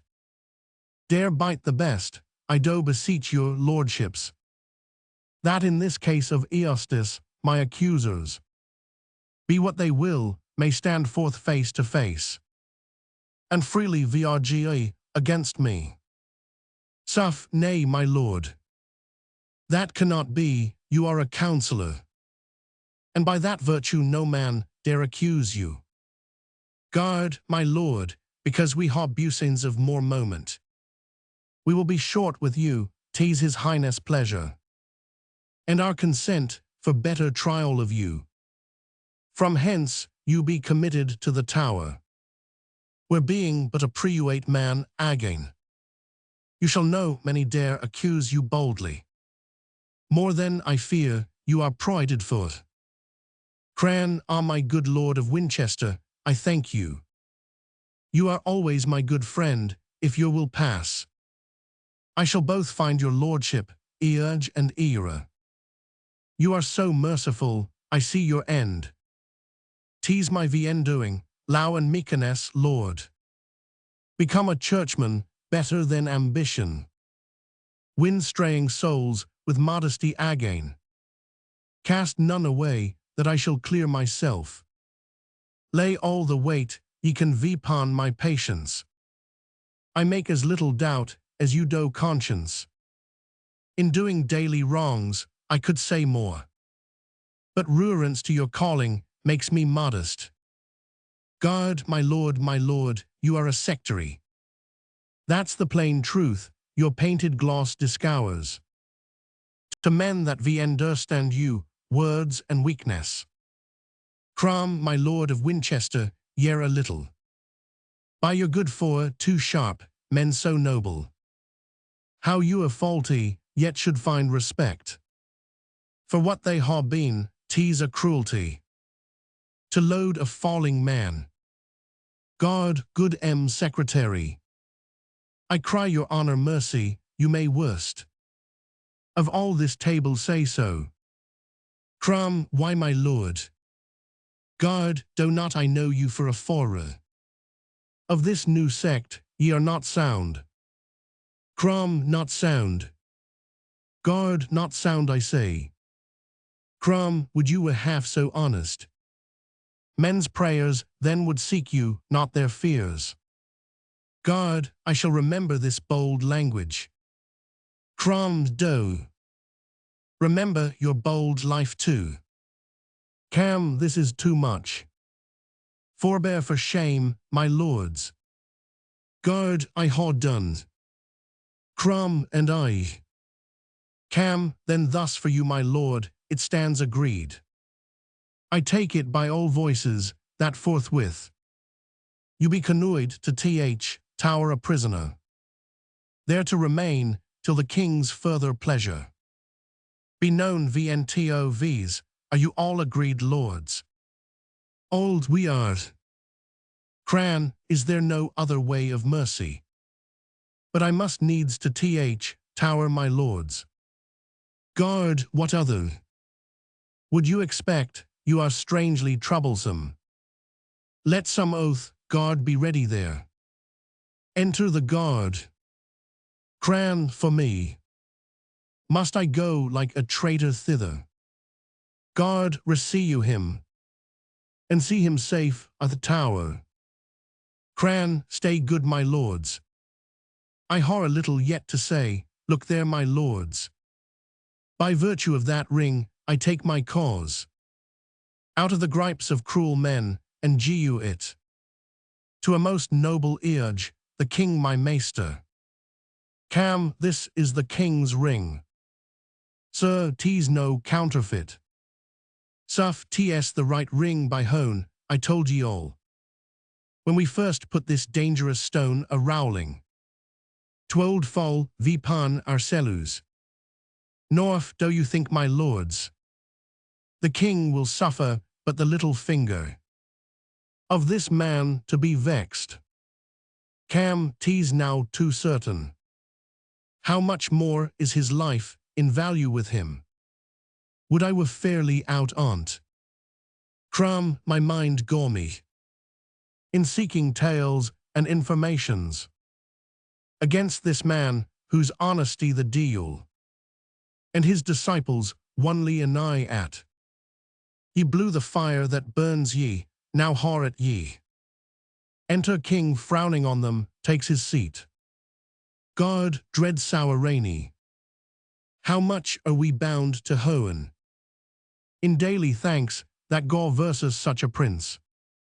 Not only good and wise, but most religious. one that in all obedience makes the church the chief aim of his honor, and to strengthen that holy duty out of dear respect. His royal self in agement comes to hear the cause betwixt her and this great offender. Kin, you were good at sodding commendations, Bishop of Winchester, but no, I come not to hear such flattery now, and in my presence. They are too thin and base to hide offences. To me you cannot reach, you play the spaniel, and think with wagging of your tongue to win me. But whatsoe'er thou tax me for, I'm sure thou hast a cruel nature and a bloody. Good man, sit down, now let me see the proudest. He that dares most, but wag his finger at thee. By all that's holy, he had better starru. Then but once think his place becomes thee not. Sir, may it please your grace. Kin, no sir, it does not please me. I had thought I had had men of some understanding, and wisdom of my counsel, but I find none. Was it discretion, lords, to let this man, this good man, few of you deserve that title, this honest man, wait like a low-sea football at chamber door, and one as great as you are? Why, what a shame was this, did my commission bid ye so far forget your cellars, I gaw ye power, as he was a counsellor to try him.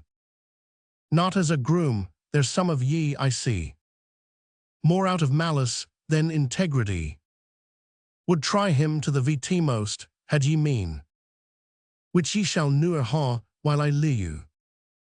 Jan, thus far, my most dread sour rainy, may it like your grace, to let my tongue excuse all, what was purposed concerning his imprisonment, was rather, if there be faith in men, meant for his trial, and fair purgation to the world, then malice, I'm sure in me. Kin, well, my lords, respect him. Take him and VSC him well, he's worthy of it. I will say thus much for him, if a prince may be beholding to a subject, I am for his low and service, so to him make me no more ado, but all embrace him. Be friends for shame, my lords, my lord of Canterbury. I whore a sweet, which you must not deny me. That is, a fair young maid, that yet wants baptismy. You must be godfather, and answer for her. Cran, the greatest monarch, now ally you may glory. In such an honor, how may I deserve it? That am a poor and humble subject to you. Kin, come, my lord, you'd spare your spoons. You shall ha 2 noble partners with you, the old Duchess of Norfolk and Lady Marquess Dorset, will these please you? Once more, my lord of Winchester, I charge you, embrace and allow this man. Guard with a true heart. And brother, allow I do it. Cran and let Hohen witness how dear I hold this confirmation. Kin, good man, those eyeful tears show thy true hearts. The common voice I see is verified of thee, which says thus, do my lord of Canterbury. A shrewd turn, and he's your friend for you. Come, lords, we trifle time away, I long to ha this young one made a Christian. As I ha made ye one lords, one remain. So I grow stronger, you more honor gain. Exeunt. Jana Tertio. Noise and tumult within, enter Porter and his man. Port, you'll low your noise anon, ye rascals, though you take the court for parish garden, ye rude slaws, low your gaping. Within, good Porter, I belong to Th. Larder. Port, belong to Th. Gallows, and be hanged, ye rogue. Is this a place to roar in? Fetch me a dozen Crabtree. Stars and strong ones, these are but switches to 'em. I'll scratch your heads, you must be seeing christenings. Do you look for ale and cakes here, you rude rascals? Man, pray sir, be patient, tease as much impossible. Vien less we sweep 'em from the door with cannons, to scatter 'em as tease to make 'em sleep. On May Day morning, which will newer be, we may as well push against Powell's as stir 'em. Poor, how got they in, and be hanged? Man, alas, I know not, how gets the tide in? As much as one sound cudgel of 4 foot. You see the poor remainder could distribute. I made no spare, sir. Port, you did nothing, sir.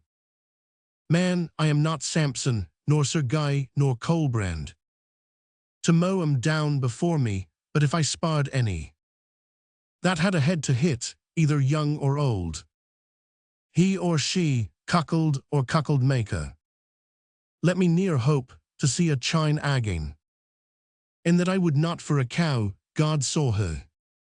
Within, do you hear, M. Porter? Port, I shall be with you presently, good M. Puppy. Keep the door close, sir her. Man, what would you haul me do? Poor, what should you do, but knock 'em down by dozens? Is this more fields to muster in? Or haul we some strange Indian with the great tool come to court, the women so besiege versus? Bless me, what a fry of fornication is at door.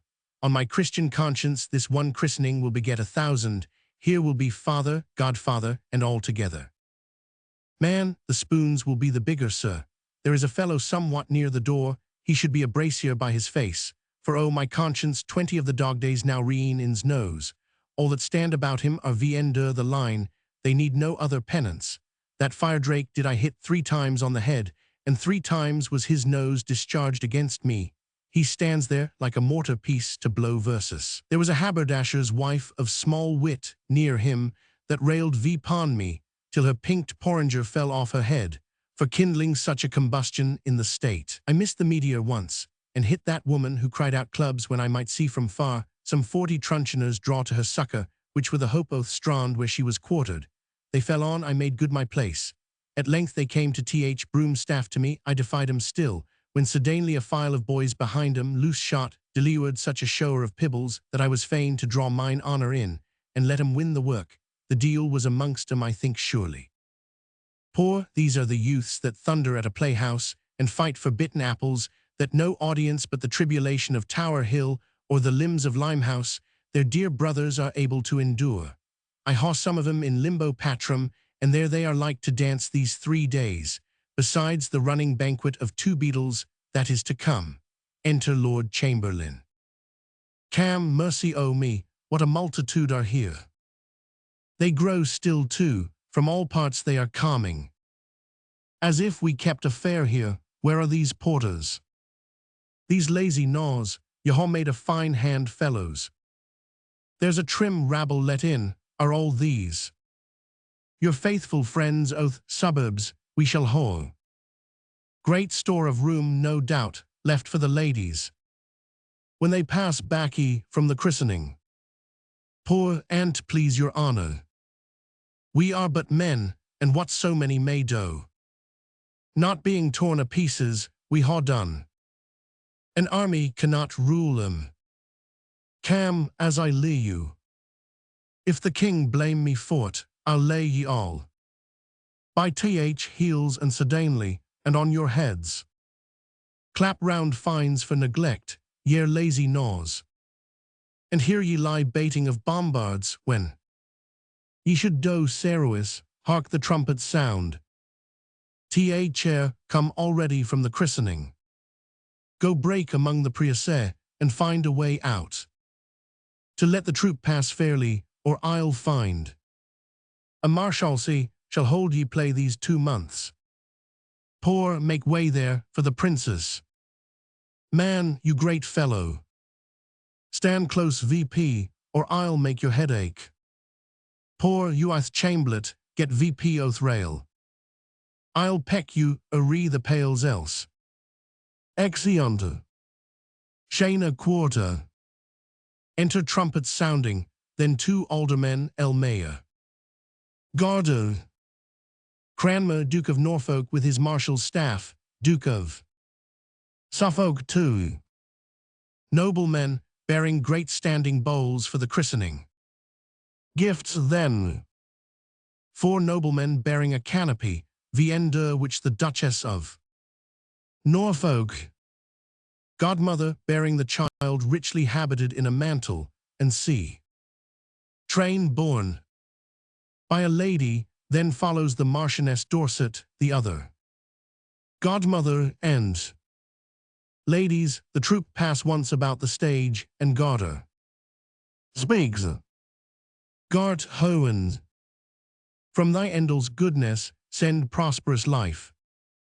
Long and you are happy, to the high and mighty Princess of England, Elizabeth. Flourish, enter king and guard. Cran, and to your royal grace, and the good queen. My noble partners, and myself thus pray. All comfort, I in this most gracious lady. Hohen Ewer, laid VP to make parents happy. May hourly fall, VPon ye. Kin, thank you good Lord Archbishop. What is her name? Cran, Elizabeth. Kin, stand VP Lord. With this kiss take my blessing, God protect thee. Into whose hand I gie you thy life. Cran, amend. Kin, my noble gossips, ye ha been too prodigal. I thank ye heartily, so shall this lady. When she has so much English. Cran, let me speak, sir. For Hohen now bids me, and the words I VT her. Let none think flattery, for they'll find 'em truth. This royal infant, Hohen still moo about her. Though in her cradle, yet now promises. Vpon this land, 1,000,000 blessings. Which time shall bring to ripeness, she shall be. But few now lewing can behold that goodness. A pattern to all princes lewing with her. And all that shall succeed, Saba was newer. More covetous of wisdom and fair virtue. Then this pure soul shall be, all princely graces. That mould VP, such a mighty piece as this is. With all the virtues that attend the good. Shall still be doubled on her, truth shall nurse her. Holy and hohenly thoughts still counsel her. She shall be lewd and feared, her own shall bless her. Her foes shake like a field of beaten corn, and hang their heads with sorrow. Good grows with her. In her days, Uri man shall eat in safety. Viender his own vine what he plants, and sing the merry songs of peace to all his neighbors. God shall be truly known, and those about her. From her shall read the perfect way of honor. And by those claim their greatness, not by blood. Nor shall this peace sleep with her, but as when the bird of wonder dies, the maiden phoenix. Her ashes new create another heir. As great in admiration as herself. So shall she low her blessedness to one. When Hohen shall call her from this cloud of darkness. Who from the sacred ashes of her honor shall star-like rise, as great in fame as she was. And so stand fixed, peace, plenty, loud truth, terror. That were the seruance to this chosen infant. Shall then be his, and like a vine grow to him. Where Ewer, the bright son of Hohen, shall shine. His honor and the greatness of his name shall be and make new nations, he shall flourish. And like a mountain cedar, reach his branches. To all the plains about him, our children's children shall see this and bless Hohen. Kin, thou speakest wonders. Cran, she shall be to the happiness of England. An aged princess, many days shall see her. And yet no day, without a deed to crown it. Would I had known no more, but she must die. She must, the saints must haw her, yet a virgin.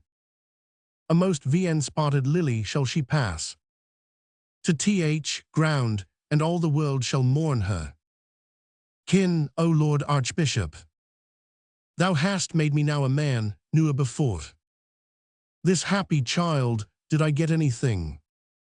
This oracle of comfort has so pleased me, that when I am in Hoenn, I shall desire to see what this child does, and praise my Maker. I thank ye all, to you my good Lord Mayor. And you good brethren, I am much beholding. I have received much honor by your presence. And ye shall find me thankful, lead the way, lords. Ye must all see the Queen, and she must thank ye. She will be sick else, this day no man think. Has business at his house, for all shall stay. This little one shall make it holy day. Exeunt. The epilogve, 'tis 10-1, this play can newer please. All that are here, some come to take their ease, and sleep an act or two, but those we fear. Have frighted with our trumpets, so 'tis clear. They'll say 'tis not, others to hear the city a-buzzed extremely, and to cry that's witty, which we ha not done neither, that I fear. All the expected good wr like to hear. For this play at this time is onely in the merciful construction of good women. For such a one we showed 'em, if they smile, and say 'twill do, I know within a while. All the best men are ours, for 'tis ill hap if they hold, when their ladies bid 'em clap. Finis, the famous history of the life of King Henry VIII.